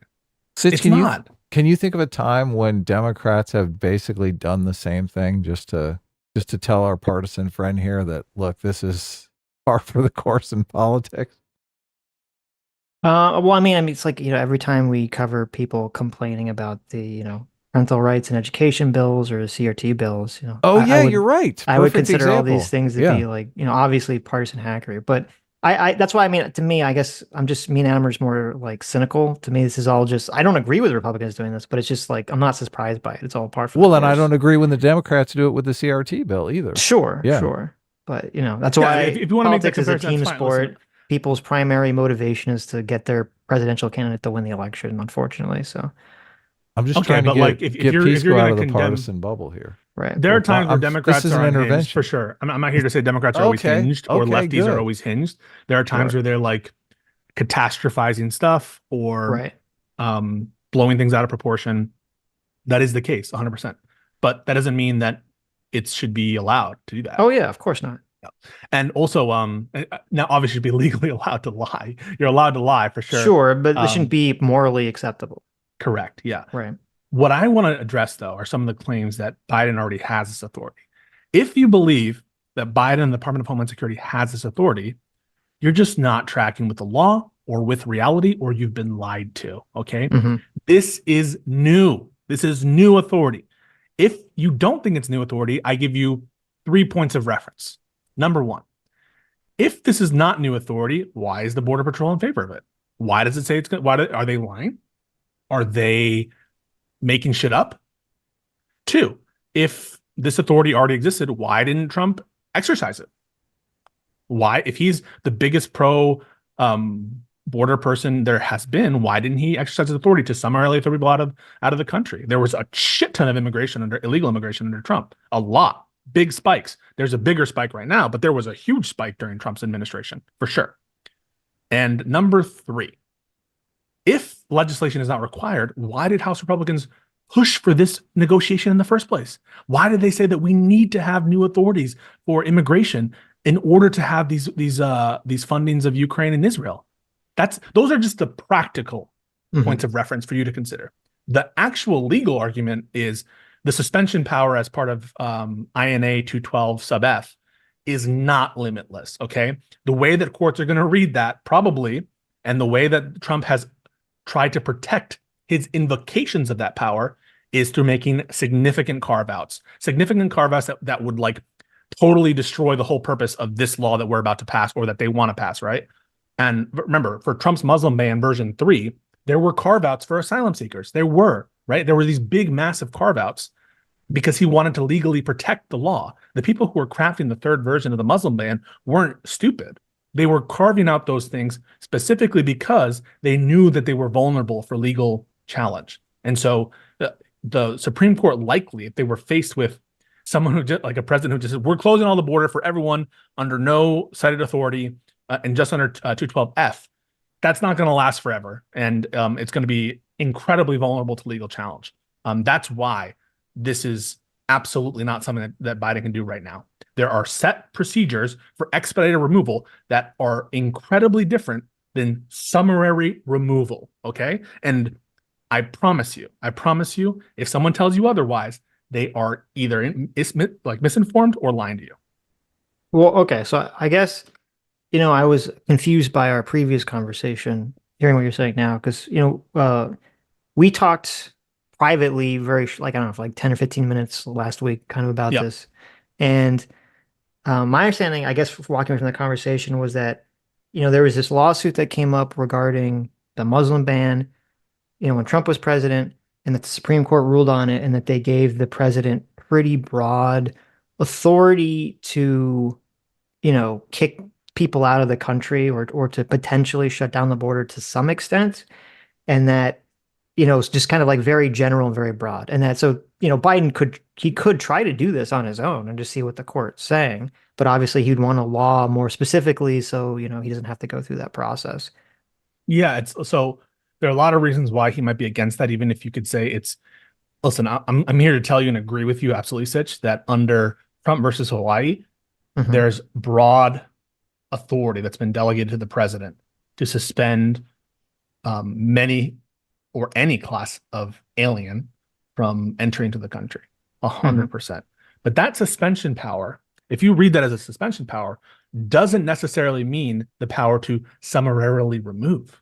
Oh, so you still have to go through those the are different proceedings, things, right? Like, is what you're saying. So you still, you still might have to have a removal hearing, right? A removal hearing to determine whether or not you are deportable as charged or removable as charged. And so the power to suspend doesn't necessarily mean the power to summarily expel. Okay, that's number one. And number two is to insulate what and you can even see there's a footnote in the Supreme Court's opinion, written by Justice Roberts, Chief Justice, that said that the litigants, essentially Trump, had put specific exclusions for asylum seekers and for people who are trying to claim asylum in order to like insulate it from review, right? So it's not an issue is whether or not this conflicts with broader provisions of the INA, which is the Immigration Nationality Act.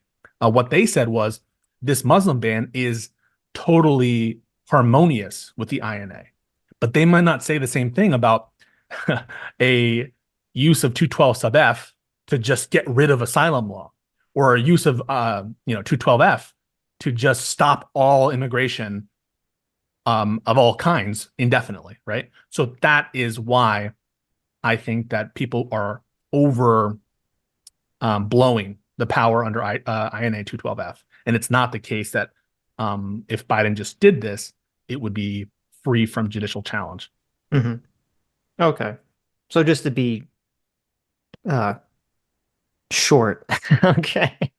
You're like, why doesn't he try, right? Yeah, no, so to be short would just be, yeah, because even if the court granted him the authority to just say, we're not allowing anyone for any reason to come south of the border, it would still not give a border agency the ability to just summarily decide that on their own. It would still have to go through some kind of legal. It might not. Yeah, because so he could still try to do that. But suppose that they're already crossed the border, right? Suppose they're already entered, and they're in the country within 100 miles. Right. Do we think that the suspension power gives you the power to just throw them out without a hearing now? And they're like, I'm not from this country. I'm not an illegal. You still have to prove in a hearing these elements typically. Sure, right? But you'd have to do that even with the emergency border powers. No, you still have to show that they're like an illegal immigrant, right? To you whom, can't just point at someone and say, this person's illegal. Get them out of here, right? But to who do you have to show it, right? That's a big kicker. Under normal procedures, you have a right to seek a removal hearing, typically in front of an immigration judge. You get an NTA, a notice to appear, and you go before an immigration court, and that calendars you sometime in the, as you say, in months, if not years. You have a master calendar hearing, maybe within some months, but your merits hearing is for years, right? That's typically, even if everyone acknowledges you have no claim to be here, you have a completely bogus asylum claim, you are absolutely not a citizen, no one denies that you entered the country without inspection and admission. Even if all that stuff is blatantly obvious under current law, right? You are entitled to a master calendar hearing and a merits hearing, and that could take months to years. Right. That's the typical procedures. This would be summary. This would be, we're kicking you out. We found you here. It's within 14 days. You're within 100 miles. You're going to have one chance to look at me and my supervisor. And if you don't convince us and not some judge, we're going to kick your ass out. That is very different. Right. But so does that mean that, like, theoretically, there could be someone who is either an illegal person or even a citizen that doesn't have ID, and a border patrol or ICE person could find them within 100 miles of the border living in some city and just say, I think that you are an illegal immigrant who came here within 14 days. That's one of the risks. Okay. Yeah. Interesting. That would be that's the reason why powerful action, right? There's a really big reason why this authority has the limits that it does. Because anytime you give this kind of discretionless authority to the executive officer, who is the judge, jury, and executioner, you run into these problems. Like, why couldn't ICE just pick up a citizen and deport him? I hope they don't. I hope that, maybe the citizen could go into court, whereas this non-citizen couldn't, right? Like the non-citizen, the person who crossed the border illegally within 14 days, that person probably couldn't run to a court and have some kind of, habeas corpus petition or something to release them into the country. The courts would be totally closed off to the people who are coming here illegally. And so maybe there's some procedural protections of using the regular court system to issue orders to the Department of Homeland Security. But one of the dangers of these procedures and why we limit them to emergency situations is because We have hearings for a reason. We have time, for you to get a lawyer for a reason. These are not meant to be the ordinary procedures. These are meant to be to respond to acute crises. That's why the 4,000, 5,000 cutoffs are there, because this is not the normal course of events that we want to see. We want more procedures to protect lawful permanent residents, to protect people who are citizens, for all those reasons, for humanitarian purposes, to get your lawyers to plead your case. Everyone would want that. If you were an immigrant coming to this country and you felt that you had a valid claim under asylum, under special immigrant juvenile status, under a U visa provision, or you wrongfully detained provision, like whatever you think, you would hope that you get the procedural rights that are guaranteed by the law. And so that's why these procedures are summary and they're special and they're for emergencies. So Artemis File for $5 says Teddy Roosevelt literally threw out Muslims on a whim, immediately sending them back. Dude, pre-INA, doesn't matter, pre-INA. Just so you are aware, you're citing back to a time where the Chinese exclusion laws were still in place. So for the majority of this country, we did not have a uniform immigration code, and we had these kind of various little provisions. We didn't even have really a federal bureau to run immigration for a while, and so it's not really helpful to cite back to precedent of Teddy Roosevelt, who by all accounts was a big racist. He was pretty base in other regards, but come on, it's not helpful to our conversations about the modern INA. Well, it doesn't matter legally if there's different laws in place that would prevent that action anyway. So different laws, different times. AKA some precedent is still good from that era. There's some precedent which I cite, which is still good law. Yeah, look, there's already an article: GOP senators rally against bipartisan border deal, citing Biden's power to suspend emergency bill. They're already crafting the narrative. I can't imagine this bill is going to pass. And if it does pass by some chance, the Republicans are going to frame it as an amnesty giveaway and still run against Biden as for sure. Terrible but on the border. It gives Democrats something to say on the campaign trail. A lot of Democrats. So when Democrats go to show up and knock on doors, and some people start talking about immigration, they're going to be first thing that they're going to say. They're going to be immigration hawks now. We said that days ago. 100%. And so it's not even necessarily about but the people they're talking to, they're going to have messaging no matter what. The Democrats are now going to be on the offense. Though are going to go, look, you told me borders are racist, and now you're throwing these people back into Mexico. That was years ago. Do you think those people are going to well, you were a hypocrite for the Trump wall stuff? People aren't going to say that. People are going to say Democrats are going to be on the offense on immigration, and Republicans are going to see how it feels to be on defense and having to run defense. It would be interesting to see because I guess Republicans would have two options, which would be either to have the bill come up for a vote and then not vote for it, except for a handful of sacrifices of Republicans who'd vote for it so it passes. Or people in districts that are safe because they're being affected by this immigration or purple district people voting for it. Or just not even have it up for a vote at all and actually prevent it from passing. Listen, I think it's unlikely that it passes, just given the amount of all the House leadership's against it. Yeah, and they can largely prevent a vote from happening, absent some procedures that are really not likely to be invoked. And so, for all intents and purposes, it's up to House Republicans if they want it. I'm not even sure it's going to pass the Senate because they need 60 votes. And so, very unlikely for it to pass the House, and it might not pass the Senate. So I'm not here to say it's likely to pass. I'm just here to point out that if it were a fair world and you were good on your word that we wanted to go into good faith negotiations, Republicans, which is that they conditioned these negotiations as part of the foreign relief package in the first place. They are the ones who linked those issues. To now say we're not going to consider it, it's already bullshit, it's amnesty, is the height of bad faith. And for all the little simps, the MAGA simps in your chat, not saying you, but in your chat, to sit here and say amnesty bill, to say that this is going to increase immigration, you are crazy. You are in complete contradiction to the Border Patrol. You square that. How can you say this increases illegal immigration and the Border Patrol says it will incredibly decrease illegal immigration? How do you square those two things? Do you know better than the Border Patrol? No, but a lot of people were just not going to agree with you just because they right? don't like They don't your care tone about of voice facts. and the way that you're talking. Well, okay, Read, that's read. feels. That's feels. I understand that. I'm Look, just letting you that's know all how it feels. works. Yeah, I for sure. understand. I mean, I'm you just can say letting you he's a know. soy boy. He's I'm just supporting saying Biden, that's and what's gonna therefore happen. That's what all politics is, cool. That's all unfortunately. cool. You guys Okay. can be about feels. I'm about reals. Okay. Your facts over feelings now, Facts Pisco? over That's good to feelings. Always that's, have been. Facts There that's over you good go. to feelings. hear. Slate King for $10. This is 20 super chat. Thank you. This is not nice, Pisco, but look, you were calling them MAGA simps, so I feel like I can dish it out. I can take it. Pisco is a dishonest actor. Wow. Don't use him as a source. Ignore him until you know the facts. He argues from authority to poison the well. Now, look, I could be wrong here, but I don't think Pisco is intentionally dishonest. He might be systemically dishonest. That's but I do think he believes what he's saying, and I do think he's trying to have an honest conversation with us. I already said, look, I think he's a little more partisan that and we talk on the show many times about how partisanship sometimes distorts your ability to see things accurately.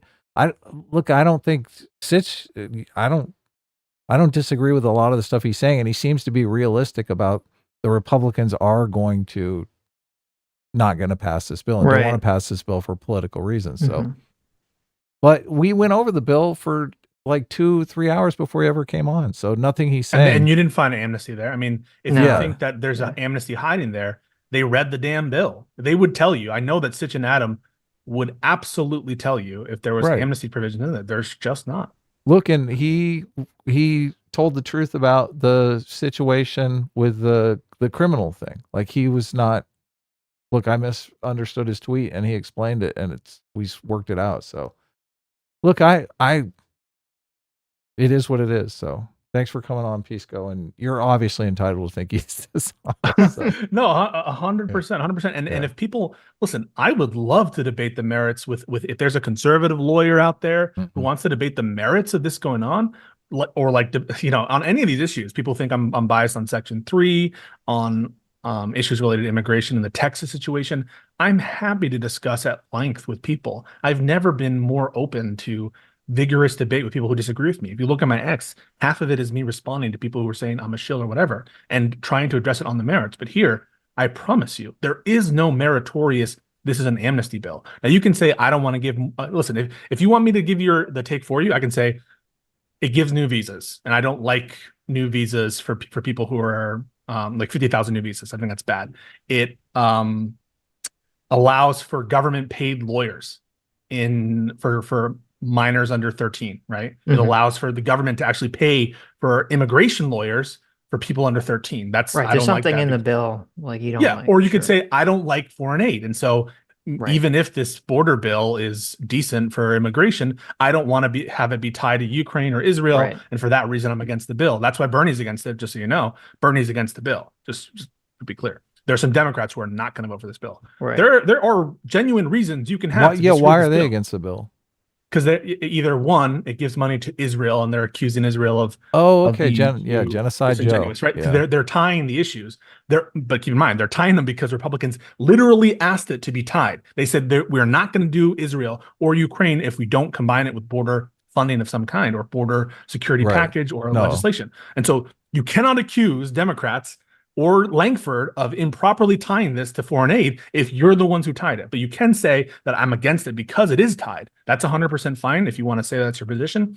You can say that I'm against it because even though it's a half step, I don't want to encourage people to think that it's enough.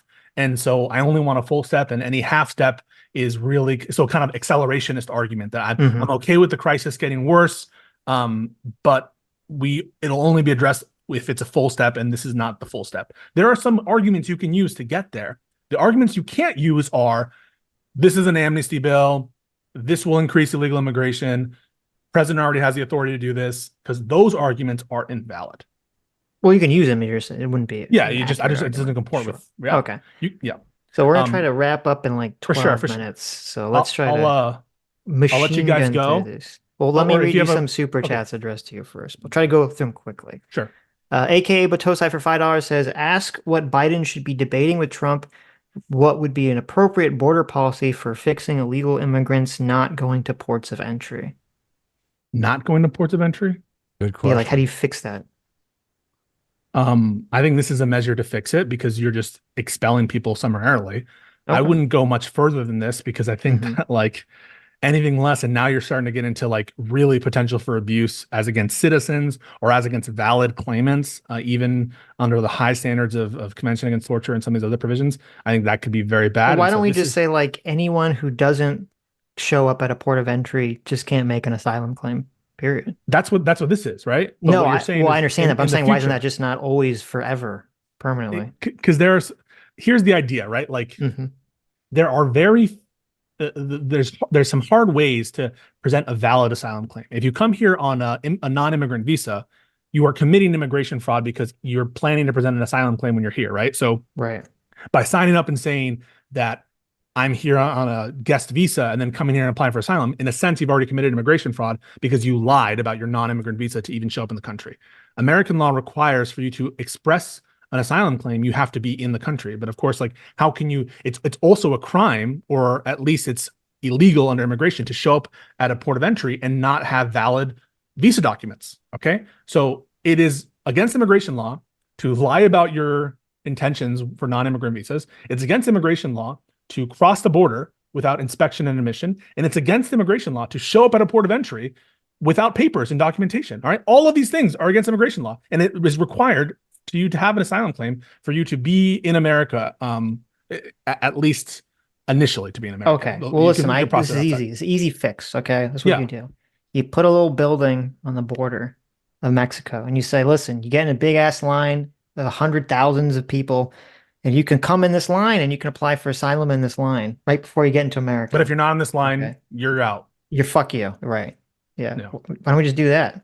You could do that. And I think that if in exchange for, I think that it should be an exchange. I think that it should be comprehensive because I don't like this kind of pell-mell increase all the penalties until we're in a situation in which we have none of the legal pathways to citizenship. But I think that they need to be combined with easier legal pathways to enter the country legally.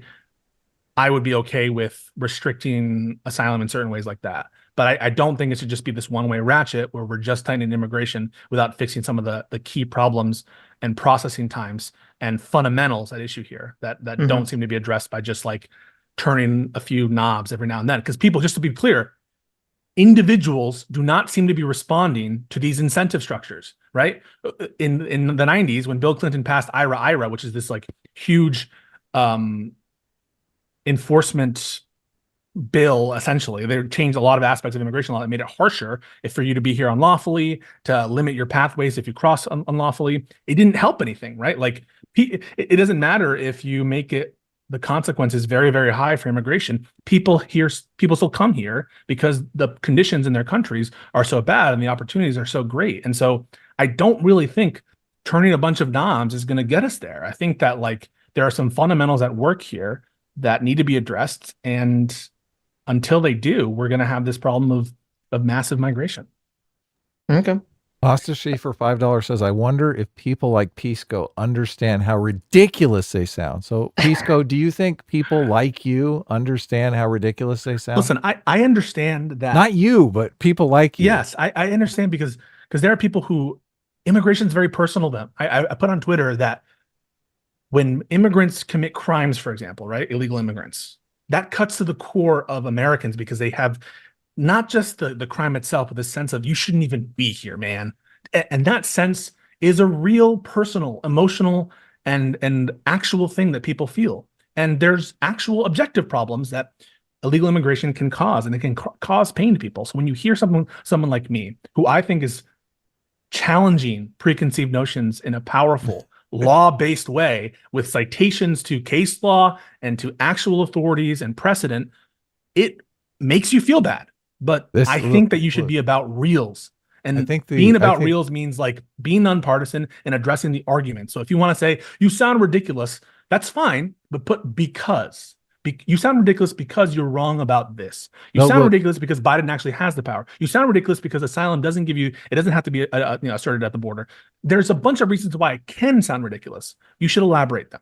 Look, I'll answer. So the answer for apostasy is no. Pisco does not know how ridiculous he sounds. And look, you basically what you said was, I understand that you are very emotional about this, and I am a rational, nonpartisan person who just wants to challenge your emotional response to this, which is a little condescending and probably not going to get people on your side, Pisco. So I think that's what he's fair enough. saying I mean, about like, ridiculous. What do you want me to say, right? So if I'm not condescending to you, if I say simply the president doesn't have this authority, and it's well established that, you know, asylum has these certain procedures and that you can't just toss people out. I don't know how to make that sound. Look, stating the facts like that is perfect. Look, we do this. That's what I was doing. This is why, look, a lot of people, look, I know a lot of people in your circle, they think like we have a large right-wing audience because we're right-wingers. Like our audience knows we're not right-wingers. We're not condescending. Okay, I wasn't. I think like a lot of it is until just then. I feel like before then I was. Sitch, am I wrong here? Did that not seem condescending to you a bit? I mean, maybe I'm misreading the situation. I think Pisco has resting condescension voice, so maybe that's what's. So you agree with me? Yeah. Look, it's an art to be able to talk to people without treating them like children. Pisco. That's fair. I mean, that's fair. But I think that you guys don't need to be spoken like children, frankly. Of course, I don't care. I'm not talking about the chat. But your audience, like for sure, if you guys have a problem with something someone's saying, attack the idea. I mean, I just encourage you to do that. And I'm sorry. Do you not believe look, do you not believe look, you are here selling 10 times harder than Sitch and I are selling. Sitch and I are not really selling at all. So I understand if you want to persuade people, you first have to get them on your side. You have to get them to like you. And being condescending to people is not the way to get them to like you. Yeah. Good point. So look, and we're our whole shtick over here is like we just want to know the truth. And if you want to vote for MAGA, you love Donald Trump, and you think this bill's a piece of shit, like we're not trying to persuade you. So, but you understand what is actually going on. You know, I get blinders on these issues, and I really try to get into the nitty gritty of them, and so do we. I try to get into the details of them, and I lose the forest for the trees, if that's fair. And so I appreciate you guys bringing me down to earth or bringing me up from earth so I can see the full picture, whatever the analogy is. But yeah, I take your point. It's a good point, and you're probably right.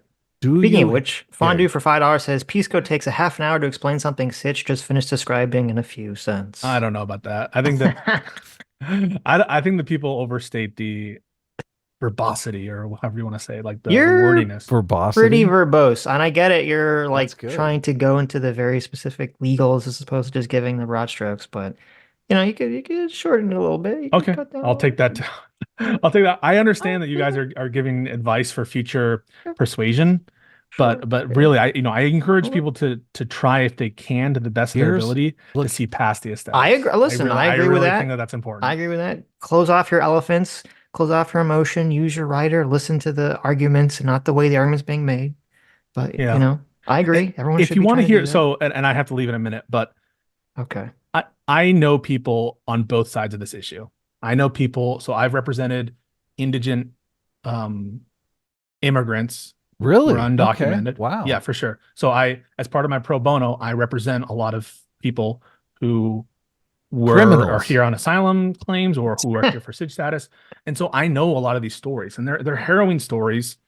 It's really tough to be treating them in this kind of very callous way, even in the language sometimes of the INA, alien, illegal criminal. And so I can get very emotional because, I know these people, and there are some really good people. Now there are some bad people too. There have been people whose lives have been ruined by illegal immigrants or who have been displaced in work opportunities for sure. And those experiences are very personal too.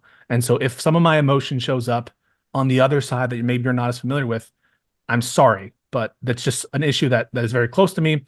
My family is a family of immigrants. I was born here, but they came from Peru. That's why my name is Pisco. Hablo español. I'm a Latino. And so I 100% can understand if my passions or emotions seem a bit soy or seem a bit like they're missing the point or they're a little bit too aggressive. And I'll try my best in the future to be a little less condescending. You are a quick study. You are a quick study. That was good. That was very good. So I guess we're going to, is there any more super chats that are Yeah, well, direct? Pisco can I have to bounce, but I love you guys. Take Thank care, you. Thanks for coming I love the on. chat too. You guys are awesome Yeah. and much appreciated and talk soon. All right. Take care, man. Thanks for coming Peace on. out. All right. So let me go through these and then we'll wrap it up real quick. That guy is a quick study there. Great job. Anyway, look, it's amazing to see the narrative like shaping of this bill. Yes. Like it is. By tomorrow it's going to be like amnesty. Like the narratives, we are not going to be able to fight that narrative. No. Our chat is going to be like a wall of amnesty. That's what's interesting, is that it's going to be like all this amnesty claims from the right, and then the left is going to suddenly become very hawkish on the border. It's going to be hilarious. And you could either participate in like the NPC-ness, or I guess just see the Matrix for what it is and just shake your head and laugh at the ridiculousness of the team sports that is politics in America. So yeah. Look, I do think this is the problem, because we're going to be supporting the bill because obviously the status quo is unsustainable and we got to do something. But that's going to turn into us being in favor of amnesty, and sure, next thing you know, the distributors is going to be tweeting us. Of course, we're like pro amnesty, and like, of course, yeah, we're the ones that want to take them, throw them back. I know. Look, I'm open minded. Do we have to use a trebuchet? Like, how bad do we want to get rid of these people? Right. So, but look, they're going to spin it. It's just funny. Who cares? Adherent of Lady Columbia for $20 says, apparently all challenges to the contents of these bills would have to be legally processed by DC courts, and DC would have sole court jurisdiction over anything related to the bill. Yeah, we talked about that, so you can look back a little bit. We talked about that earlier, and then also we talked to Pisco about that, why that provision possibly exists in the bill. Artemis Fowl Libertarian for Sasquatch for $5 says, why are unvetted illegal immigrants entitled to stay in the interior United States while waiting for a court date? Yeah, I agree. Unfortunately, that seems to be the way it is currently, and I agree that that's kind of insane and makes no sense. So that's why I said, you just have a little booth. You have a little booth, right? Little one-person booth, and it says apply for asylum here, and it's in Mexico. Yeah. And you have 100,000 people line up, and that's where they have to stand in line. They go all the way down to Panama. That's right. You have a line that goes all the way across the entirety of Mexico to get to America. So that's my policy prescription. I think we have Artemis Fowl still for $10. Republicans will just say the bill is a poison pill, and they will be successful at that narrative because of the efforts by Biden's administration to get rid of Trump-era policies. Better result. Yeah, I agree. Sorry, I missed that one. Yeah, no, I agree with that completely. That is what they will do. Happen. Yeah, they're going to say it's amnesty, poison, some bad thing in it. Everyone's just going to believe the narrative on whatever team they're part of, and nothing will forward. So, did you read Art of Lady for $20? Apparently, all challenges. Yeah, I read that one. Okay, perfect. And we got fondue? Yes. Okay, perfect. And then we're jumping ahead to Artemis Fowl again for $5 says, the INA does not supersede the Constitution. There's only one supreme law of the land, and it gives the president the authority Teddy Roosevelt wielded. Well, there you go. I mean, I think I'd have to go read Trump versus Hawaii to see what the court said. I would imagine Biden could attempt to do this action on his own, or to give, I guess, really what he'd be doing is he'd be giving the Border Patrol the authority to do this action on his own. And it'd be interesting to see how the Supreme Court would rule on it. So I would suggest, Biden's not going to do this because he's stupid and his team is stupid. I would suggest that if Republicans don't vote on this bill, I think Biden should just unilaterally try to give the Border Patrol the authority to do what the bill says anyway, and then just say, sue me, bitches, and then see what happens, right? That would be, I think, the smart political move to do. Because I think even though that would piss off like the woke progressives, I think the amount of moderates who are mad about immigration is a larger voter base that they need to get than the woke progressives. That'd be my guess. It's such a risk either way because the progressives are so much more likely to stay home. Yeah, but they're going to stay home against Donald Trump versus the moderates who would just literally vote for Donald Trump, right?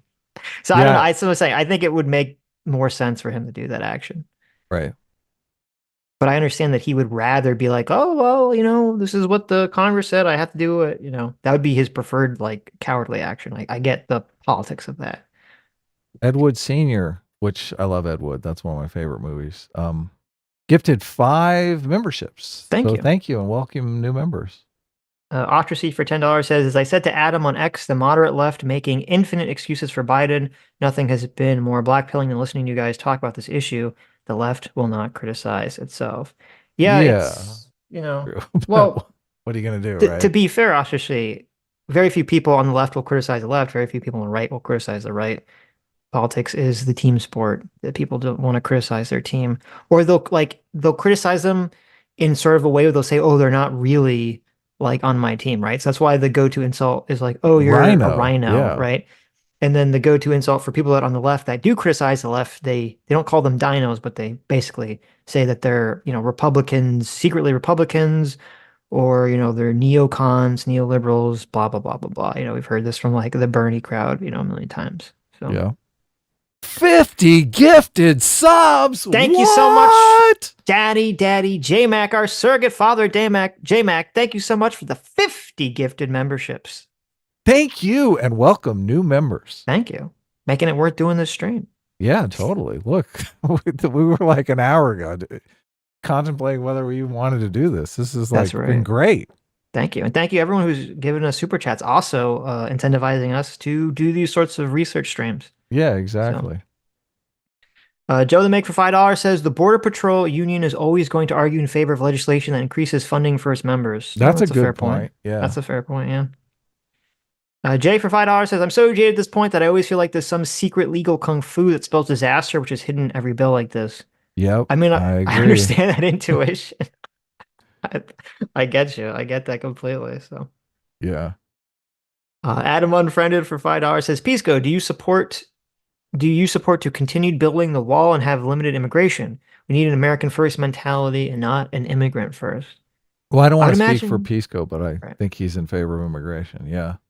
I would imagine he's not in favor of building the wall. I'm not in favor of building the wall unless you're going to fix the amnesty first. Yeah, the asylum first, because otherwise the wall doesn't do anything. You have to have asylum first or simultaneously for the wall to even do. Like, once we have that, then I agree. Like, okay, if we pass a law or a new law that says you can't apply for asylum, then it makes sense to have a border wall, because then you actually need to prevent people from entering the country through a physical means, because then they all are just going to sneak in. Because the way it is currently, even if you have a border wall, people will just find a hole, or they'll just cut through or dig through or just walk around, and then they'll immediately just go, oh, I'm applying for asylum.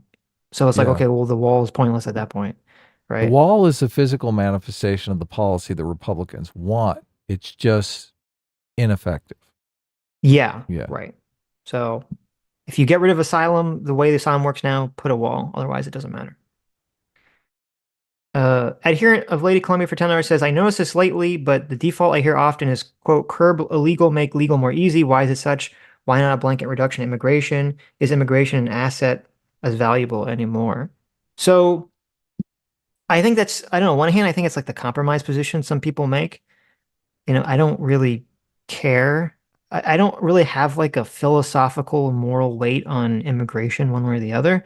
It's just whether we as a country benefit from it or not, both economically, both because birth rates are declining, and also because, you don't want, I understand you don't want, culture to change so much, or specific areas of the country to become too different than, people live in some areas, often don't want the area to become like, everyone's speaking Spanish instead of English or whatever. And I'm sympathetic to all those feelings. It really helps us demographically. And I just, my take is, as much as we can assimilate. The assimilation is the bottleneck for me. That you're 100% right. The bottleneck is assimilation, figuring out what assimilation is. Obviously, the left, unfortunately, has been chipping away at assimilation. They don't care about assimilation, and that's the problem. They're anti-assimilation. A lot of them are anti-assimilation, which is the problem. But in terms of just legal immigration, my thought on it is, if you can get as many people to this country who are like productive, people who will be productive citizens, high level education, people who do things that will make the country a lot of money, I don't see what the problem is. Right? I don't see why starting them at the bottom of the economic ladder is a bad situation. Well, it's not a bad thing, but you don't want too many people in that slot. Competing for jobs, yeah. Because it hurts the people who are starting at the bottom of the economic ladder. Right. That's another consideration, obviously. Yeah. Right. But, I think it would be silly to like turn away, you kind of want America to have like the brain drain, right, from other countries. You of course. And like I want said, America to like drain the brain power away from like China and other countries. Look, we got a lot of lazy fucks here, right? Right. Look, if all these nations, all their motivated people are leaving and coming here, and all they're like getting concentrated lazy fucks. That's bad for them, good for us, right? We got to keep our motivated people up, and immigration is a great way to do it. So, right. I wish we could deport our lazy fucks, right? Right. Artemis Fowl for $2 says, I support the Latinx community. There you go. Thank you, Artemis. Oh, good. I know you're a big Latinx fan. Latinx. Pondering next politics. Next time Pisco comes on, we'll make sure his profile's Latinx. Says Latinx. There you go. Hey, look, it's Pondering Politics. Thank you for the $10. Is it really? Wow. Holy cow. Yeah. Says, short of Trump, who do you think would need to fold in Republican politics to get House Republicans to pass it? Well, short of Trump, that's the $1 million question. I mean, I don't even know if there is an answer to that, because even if like Mike Johnson came out and was in favor of the bill and Trump wasn't. Yeah, he would. Like, it would still be tremendous conflict there in the middle of an election year. Yeah. Right. I don't even know if it would pass then. So I don't even know if there is anyone short of Trump. I mean, if we remove Trump from the equation, obviously I would say, okay, if Mike Johnson was in favor of the bill, I think he could probably get it passed.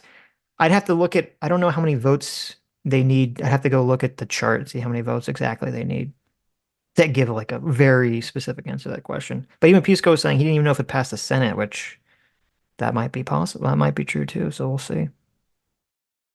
Nomad for $5 says, very honest Pisco at the end. A majority of my family are from Bolivia, but I do understand the borders issue is very real. There you go. Sounds like Nomad's an immigrant as well, so. Yeah. Or at least, maybe their family was at some point, right? Not them personally. Jay for $20, thank you. Says, why does it seem that the children of immigrants never side with the people that gave them refuge and always with the people banging down the doors of the country? Pisco's story makes me even more anti-immigration. I don't think that's a remotely fair thing to say. I mean, my experience personally, now this is just my personal experience, I know tons of people who are the children of first-generation immigrants who are, their whole family is very conservative and very Republican. And they're definitely against a lot of illegal immigration. Now, obviously, I'm in Florida, so things are a little different. So my view of things could be skewed. But in Florida, that has definitely been my personal experience, is that a lot of people that are coming to this country who are immigrants tend to be more conservative on average, and their children tend to be more conservative average. So I think it's a mix. Obviously, we see, especially with the Israel-Palestine stuff flaring up, you see a lot of people who are maybe from the Middle East that seem to hate America. So there is some element of that, yeah. Right, but I don't know if it's fair to say, like, quote, children of immigrants never side. Yeah. Yes. Yeah. The people that gave them refuge. Yeah. Can't say it categorically. It's obviously a mix. Yeah. Ostracey for $5 says, Sitch, I think I tweeted at you why the immigration laws are the way they are not that long ago. Don't know if you read it. Send it again, because I don't know if I read it either. Human Flourishing for $20 says, earlier Adam suggested putting unaccompanied migrant kids up for adoption. If this became the understood standard among migrant families, desperate or destitute parents might willingly send them, anticipating this outcome. That's a good point. That's true. That's an unintended consequence. I was assuming you were joking when you made that statement, but I was just throwing the idea out there. But look, this is a incentive pressure that I had not considered. That's true. That's a good point. Human Flourishing for another $10 says, quote, at least they'll have a chance at a better life in America, end quote. Now they roll the dice on becoming crime-attracted rejects or future geniuses like Steve Jobs and Napoleon Bonaparte or Peter Zahan. Yeah, no, I don't think that policy is actually, first of all, thank you for the 10th ever super chat. But yeah, I don't agree that that's like a real policy that we should be implementing. So yeah. Yes. Artemis Fowl for $2 says Latinx. And Artemis Fowl for another $5 says, this is why I don't want Destiny or Pisco to stop telling everyone what they think. They are just turning more undecided people towards Trump is funny. Yeah, oh, look, there you go. We're kind of a home for undecided people. So look, Destiny, I think, is even a little too partisan for me these days. Which he used to be more neutral, I think. Mm-hmm. So yeah, he's been very all the January 6th stuff really like hit him. Yeah. So that's kind of putting him where he's putting it. So that's cool. Look, we got a tight little operation over here, so we're not doing Artemis too Fowl, bad. do you acknowledge that I was correct on Twitter that person that Dev was responding to was lying about the bill? When they said, not this bill, when they said that the child tax credit was all just giving money to illegal immigrants and not to Americans. Do you acknowledge that that was a bullshit claim? Not even Matt Gaetz was making that claim. So anyway, Jay for $5 says birth rates are falling everywhere. Immigration is not a long-term solution. No, that is true. And part of what we as well, I don't know. Here's here one of three things is going to happen. Either A, we're going to have to figure out why the fuck birth rates are falling. We all have like ideas, right? And these ideas are probably true-ish. But we're going to have to figure out why birth rates are falling and how to fix it in like Western first world countries, number one. Or we just invent robots that are going to do all the labor and we don't need I was going to say, or we just do robots, right? And so it's going to be like a race to see which one of those kind of manifests first. So, you know, maybe immigration will get us there until the robots do. Who the fuck knows? It's going to be hard for people to realize. It's going to be hard for people just to be consumers and not producers. I mean, I think people still will produce things like families and comic books and movies. Maybe people will have more kids when the robots are doing everything. Like, what else are you going to do? Internet debates, right? and sports teams. I mean, there'll be things people produce. Of course. Yeah. All right. This was great, Sitch. I guess we'll call it a day. There you go. Yeah. Thank you, everyone, for coming. Leave comments if you want us to do more streams like this, more research streams where we go over bills, court cases, whatever the controversy of the day is. So the most dope for 14 months says, what do you guys think is the best place to start streaming video games? Twitch, YouTube, or Kick? I'm interested, but don't know where to start. I assume for video games, Twitch is the best place, I would imagine. Artemis Fowl for $5 says, no, you stopped responding to me. We can pick up where we left off. Also, birth rates are falling because of women's liberation. I mean, I'm looking at Twitter chain right now, and you didn't respond to my last response, but it's fine, Artemis. I don't know how else to respond to you except to repeat ourselves. The idea that the child tax credit was only giving money to illegal immigrants just seems to be factually untrue. But you can ask good logic about that part of the law, I guess, that you had a problem with, see if he responds. So I'm going to get to work on the comic. If you want a copy, the link is in the description and also in the pinned chat. So that's right. See you guys tomorrow. See you tomorrow. Bye-bye.